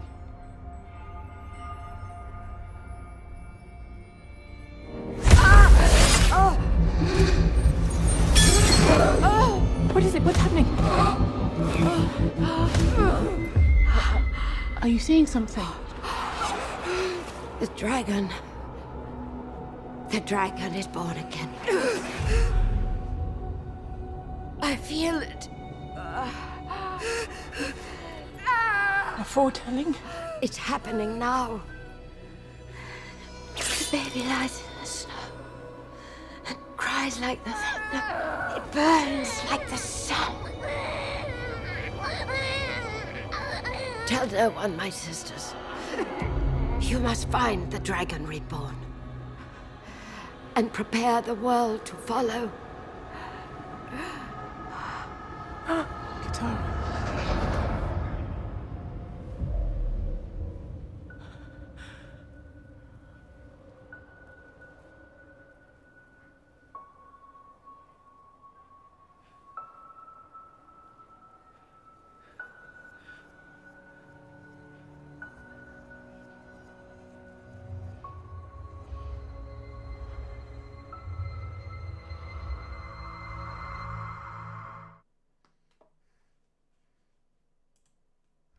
Well, that little exchange at the end where they just look at each other is like heartbreaking, especially with the music that we're listening to. It's just like super emotional. This particular cold open is, I think it's the shortest of the cold opens, and it's also, I think, widely regarded as like the least best of the. I don't want to say worst because it's not like a bad cold open, but it's like the least effective, I think. We hang out on different sides. Yeah. Well, Bree, tell me what you think about it then. I definitely, like, a lot of people that I like hang out with, it's one of their favorites, like in a very bittersweet way. The one thing that I cannot, like, that lives in my head about this is the way Siwan says she doesn't want these dresses and the ring and these clothing. And then, like, what is it? Al Naito starts playing, you know, the song that's literally like, no love of no life, no love, nothing but the seat. Like, oh gosh. She just wanted to get away from this place. Right. And she becomes the person who can't leave, you know, who is stuck with literally the worst, leave, yeah. The biggest dresses, the heaviest ring, oh my God, it hurts me so much, but it's beautiful. All she wanted was a little love shack by the river. Yeah, right? The little dream love shack. Didn't get it. You know, that makes that dream cold open, their little booty call, like that much more poignant too. Yeah. So, and, Vance, what did you think about Gitara's portrayal here and how she told the prophecy? So I don't like this cold open, and y'all can come at me if you want. I'm sorry. I won't fight you. But I mean, thank you everybody for having Vance here. he's gonna leave us. So it has nothing to do really with the Swan and Moraine stuff. Like that's all fine, but I just feel like there's some tonal things here that don't work for me. For one, they are acting kind of like their accepted selves, but they're clearly fully raised to the Aes Sedai. They both have their stones in their rings. We saw that. And they're like, given the age of Moraine in the show, we're just like guessing because we don't have exact numbers, but she's like in her 50s or 60s already. And then so even if they were just raised to Aes Sedai, like I don't know why they're acting like children, kind of like, other than maybe they just hooked up recently, but I don't know. It's just weird for me tonally. It doesn't seem to work with what we know about them. And it feels a bit different from the prequel as well. And I just thought the scene was better executed in the prequel with them already being in the room with Guitarra present and with the then current Amyrlin present, right? Because it gives a little bit of weight, like they're doing something where two very important people are in the room with them. So it's like they're already like fast tracked for like they're excellent students, and all that stuff. And just I don't know. I feel like it I understand why people like it. Don't get me wrong. Like it has the emotional tie to the characters and the relationship, but I feel like it doesn't. The guitarist foretelling at the end felt like an afterthought when that was like the main thing they should have been focusing on, at least in my like how I've always viewed how that scene's supposed to be, right? Especially considering everything Bree brought up, especially for Swan's life in the future, like it changes their lives, and I just don't feel like that was given the proper weight, because I felt like they just kind of had her word soup to us in the delivery, and then it's super important, and then we cut. So for me, it just doesn't work. I think somebody in chat, Christian Rapper, called out that they fleshed out Rima really well in a very short time on screen. If they did that, they could have done better, I think, with the guitar part. I think part of it was they really wanted to give us a little bit of the best cold open of season 1. And so they kind of like needed a vessel to show us more blood snow, right? That was probably at least part of the thinking there. But I agree with you, Vance. I think there was some. To me, this is like the most flawed of the cold opens. Like it's the one that they maybe could have spent a little bit more time refining and making a little bit better. It gets the job done, right? Like, well, here's my question: what do you guys think the job is? That's a good question. Well, because I think we have very different ideas of what the job is. Yeah. So that's the thing. Like for me, the job is getting the prophecy of the Dragon Reborn out with all the weight and intention that it needs to have for the series, right? Like, which I personally feel like that mission was not properly achieved until the end of season 2, and now they're gonna have to spend a little bit more time on Rand in season 3, right? Because they've set that up. But I do feel like getting here, because, and we all know this, the first 3 books, or the first 2 books specifically, are very Rand focused. So there's no trouble setting him up. He's set up by book 4. But only really Perrin is from the other books, like in terms of like an enormous amount of book page time. So I understand why they're front loading us with pretty much every other character, because everyone's got a storyline they got to get done.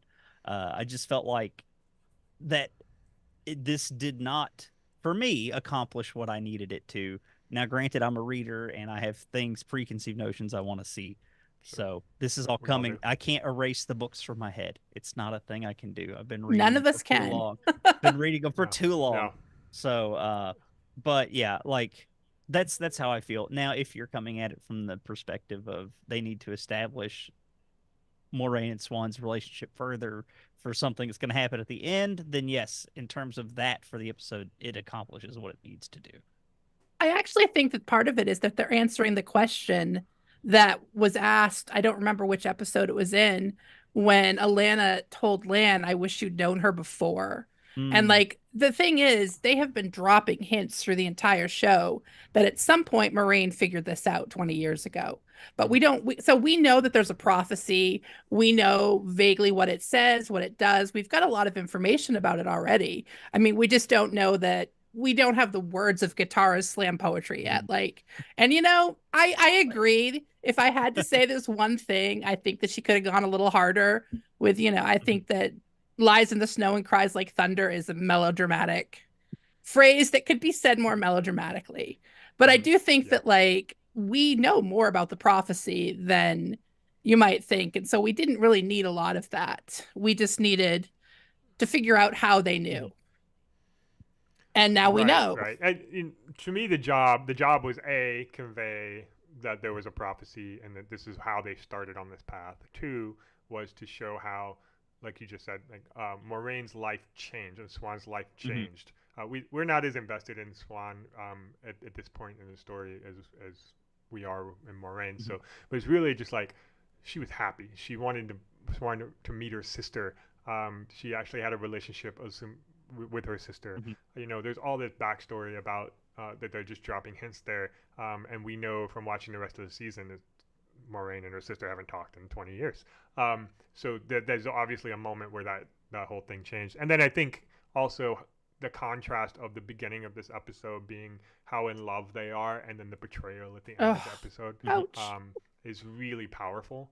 And so that's why I think it works and it got the job done. I think with respect to Katara personally, and like maybe the lead up on the cold open, it was just a little weak. Like it could have been short up. It could have been could have gone a little harder, you know, like you said. Yeah, I do think like I'm totally on the same page as you guys there. Like I don't think that was the point of the scene, but I could have, I had been imagining something a little, I mean, she was wild. She like stood up, screamed it, and died. It was like snowstorming and then it thundered as well and lightninged all of a sudden. So it was like, it was a big deal, you know.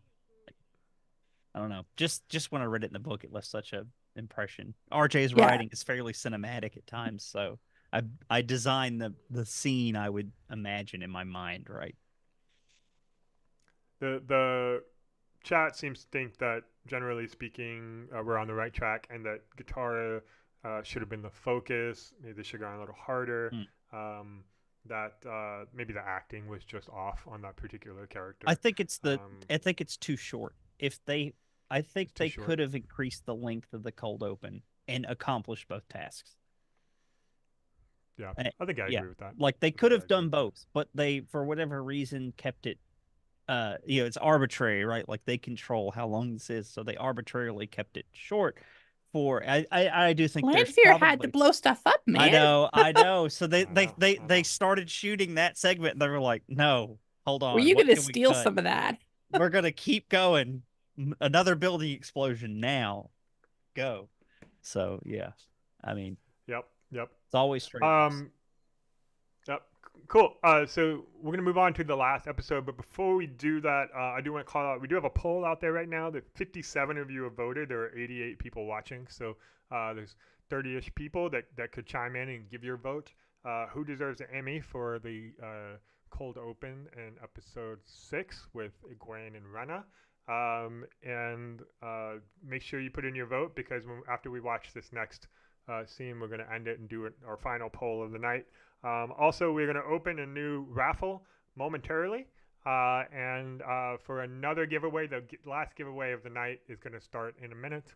And so while we're waiting for people to do the poll and for the raffle to begin, I'm going to go ahead and start the cold open for episode 8, the season finale of season 2, and then we'll talk about that.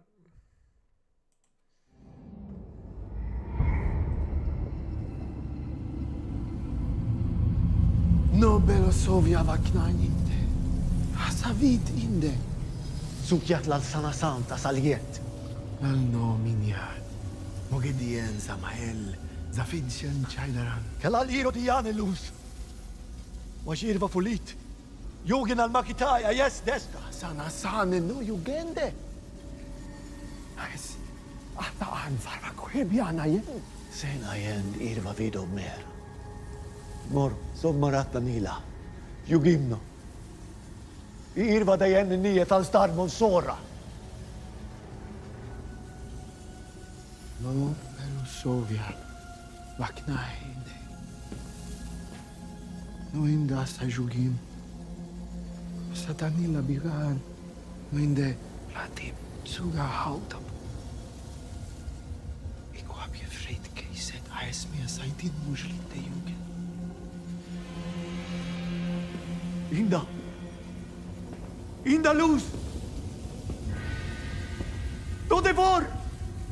Salasano ninto mirdaien. Ninto human. No, tra ninto alaktane miame. No. Modello sovia. Knai inde.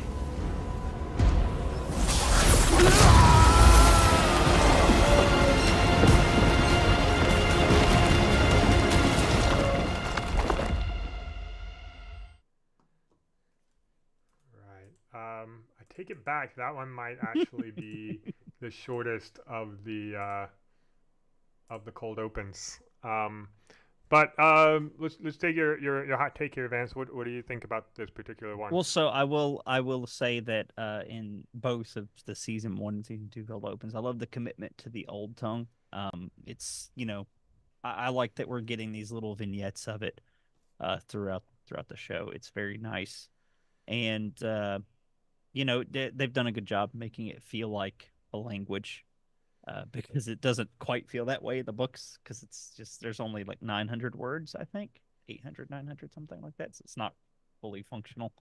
But this is behind episode 7. This is my other least favorite cold open, I would say. Why was this one a least favorite? Just because I think it I don't know, just it doesn't properly. When Luz went with the 100 companions to seal the Forsaken, he sealed them all away in one go. They were in like a meeting, right? But with what we're seeing in the show so far, it seems like he took them down one by one with armies. So I don't know how like logistically that works out in the history, right? We know they're playing fast and loose with some of the rules and histories and things that happen in the books. That's fine. But it just confuses me in a lot of regards. Like, why did this happen? How did this happen? And how did we get in this place? Like, did he just surprise Ishamael? Was Ishamael the first one he sealed away? Because it seems like maybe they had been having a meeting and then flipped, like, and discovered that Ishamael had been working for the Dark or something. And then the war breaks out after that. We don't know. And we're probably never going to know. These are the things that I gravitate towards. I'm like, give me that Age of Legends lore. I need more of it. I can never get enough. So it leaves me with a lot of questions and not a lot of answers. And it also confuses me. There's just things that, and again, this is book brain taking over. Like I need to probably let this go, because this is some of the most inconsequential book information to the show. It like has relatively little bearing on anything that happens. So I did Bree, do you agree with Vance here? I mean, I don't know. This is the thing. I'm willing to let all of the Age of Legends stuff go until I see what they're doing with it. I don't have an opinion either way, because I'm not sure if it makes sense, because I don't know what they were doing. I never thought, I'm going to take my best friends to the pit of evil and do a party there was like ever a great plan anyway. So maybe everything's going to be a little less than the girls and boys fought and the boys went off and destroyed the world. Maybe we'll do some, I think that like the episode 1 cold open gave us a more nuanced take on Luz there. And he wasn't just, so I'm interested to see where they're going with it. I'm going to give them some space. They might make me mad. They might not. I mean, I think that it really does a great job at making Ishi just totally capturing that he is done with life and everything, and he wants off this this merry-go-round. Yeah. So it does that. It accomplishes it. Other than that, I mean, I'm not super in love with it, but I don't hate it either. I thought that visually it was kind of cool. I have no Yeah, I saw, problems with the visuals of any of these. That's all. Absolutely. One thing I noticed just watching it just now is, as you pointed out, as we know, and as you pointed out, Bree, the boys are the ones who sealed away the Forsaken, and the girls were off doing something else. But each of the men wore a different outfit, and so they're different from different parts of the world. You're probably like Terrans in there, and Borderlanders in there, whatever, whatever Age of Legends countries there were. And so I thought that was a neat detail too. One thing that I think a lot of people, I remember when this first came out, a lot of people were confused because the entire cold open is in the old tongue. And a lot of people, for whatever reason, don't have subtitles on. But the subtitles are in English. Yeah. And they're speaking old tongue. And for some reason, they didn't do open captions. Like they did it when when Moraine is writing and they did the stupid open thing and she's writing in the letter, but they didn't do it here. Right. So people who didn't have subtitles on didn't know what they were saying. And I wonder. I'm a bit confused why they didn't just like set like hard subs for it essentially. I didn't realize they hadn't until you played it, and I was like, oh, we're just going. We're going old tongue. Yeah. You have to have Amazon overlay subtitles turned on. And yes, I was going to say, who's watching television in 2023 without subs? You can't hear anything because these audio dudes assume you have a Dolby Atmos at home. I don't know anybody who has Dolby Atmos at home, so I'm sorry. Quit mixing for it. Give me stereo left and right. That's my rant. I'll end there. Anyway. I think it was an interesting, I guess, like, artistic choice or I don't know who makes the decision about whether there's subtitles or not. Again, the commitment to the old tongue. I appreciate it as a fan. Like I appreciate it, but they need to give people clues that hey, you need subtitles. Right. And it's also with the subtitles you hear Ishamael says or Lews Therin says, "I know how much you hate to be alive." And that's like a little on the nose for like one of the last scenes of the episode when Ishamael is like, he sees the plastic bag floating in the breeze and says it's beautiful. Like it's like one thing that they did this season that I really appreciated was with the cold opens, they typically did like this balance between the first scene and the last scene of each episode. And I guess a lot of shows do that, but I really appreciated in this particular season with these particular cold opens, and they kind of did that here. But if you didn't have subtitles on, you wouldn't know. Right. So. Yeah. And to your point, let's see here. We have this poll. We have. I'm going to end the poll here with 64 votes, and it looks like Egwene is winning an Emmy for that scene. Brenna does not. Brenna didn't even come in second place, which is. Very strange. The picture, the inanimate object came in second place. Y'all, come on. Okay. I'm gonna fight. Second place. Like 14% of you. Like, all right. It would have been funny if the picture won. Like, just as that's the joke, right? It's the inanimate object. But like, Retta not scoring. Come on, y'all. No way. Definitely deserves an award. Fantastic. Do you know which award it's gonna win? The Best Picture award. Yep. Oh. Okay. Vance looks like in pain right now because of. I'm married to a punter. Joke. I have some natural immunity. There you go. Okay, we are also going to end the raffle in just a minute. Whenever we're ready to end it, if it hasn't already ended. So no, I don't think it's ended yet. There's still a raffle open. Feel free to end the raffle, Innkeeper Honest, and we will see who wins. And in the meantime, I want to remind everybody about our super exclusive view into the audition tape for the Ishamael thing at the scoop that Watch Series had. And I will put it on the screen once again, just to remind you of how incredible Ishamael casting is going to be. Yes! Ishamael is back, baby. He's there. He's talking to Lanfear. This audition tape was absolutely incredible. And so I like that he got into costume for it, Right. He got into costume for it and everything, He's got the red, he's shorter, probably wearing some platform heels to get the right height for you, Bree. We got it. Looks like Steve Clancy has won a Dusty Wheel mug.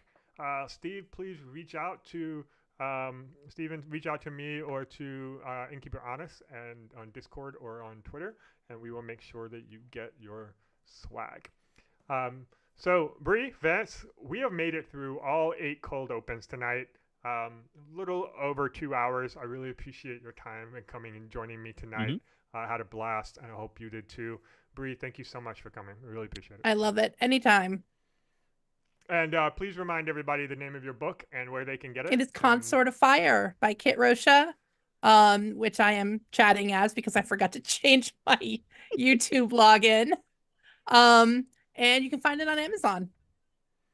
Yep. Go check out Consort of Fire by Kit Rocha on Amazon or wherever you get your books, and support Bree and her writing career. And Vance, thank you so much for joining tonight. I really had a great time with you. Yeah, it's been fun. I always enjoy coming on and just getting to talk Wheel of Time, especially when I can schedule a dedicated portion of time and not just other than that, my other interests in ADHD will take me in 1,000 other directions. So scheduling my hobbies is a must for me. Yep, I know you're a busy man, and I really appreciate you taking time out of your day to spend it with me and with Bree and get the Bama squad together to talk about the Wheel of Time. Now we could go meet in Birmingham and fight over that episode 7 cold open. Oh yeah. And by fight we mean spiritedly have a discussion over drinks or something. Yes, absolutely. All right. Well, thank you both so much for joining. Thank you to the mods out there for moderating tonight. And thank you to everybody who came up to watch the show tonight. There have been approximately 80 of you all evening. I really appreciate you taking your time to join us. And Innkeeper Honest and I appreciate your patronage of the Dusty Wheel while Matt is on his sabbatical. And again, cut very quickly to the live stream of Matt on his sabbatical. Man, he's just looking like he's having a blast. And so, yes, great. And so thank you all again for coming to the Dusty Wheel. And as we say around here, smash to black. Welcome to the Dusty Wheel. Hey, welcome back to the Dusty Wheel. You went right to kill it. Look at you, you're already. You're just done. I mean, this is like this is really well. And now I'm like, great, my turn. And if you don't like that, and you want to say, well, Robert Jordan could have made the 2 rivers all white. He could have, but he didn't. Just complimented me on my dress, and as you can clearly see, I'm not white. I see Lukomi as something along the lines of a Shida Haran analog. It does make sense why it outlasted the breaking. Yeah. See, this is why I have Therese in the show, because she's going to correct everything that Hey everybody, welcome to the Dusty Wheel Show. What? Meme Off Challenge. Yay! Like baby face mounted on like a huge body. So like this all is of a not sudden, just like, a traditional fantasy, right? There are sci-fi and elements. Just a moment for those ago, that are kind of Rafe tweeted something. So let me get my guest in here with me, and probably I would say put in 70-80% of the work. I got to be over the shoulder and be like, no,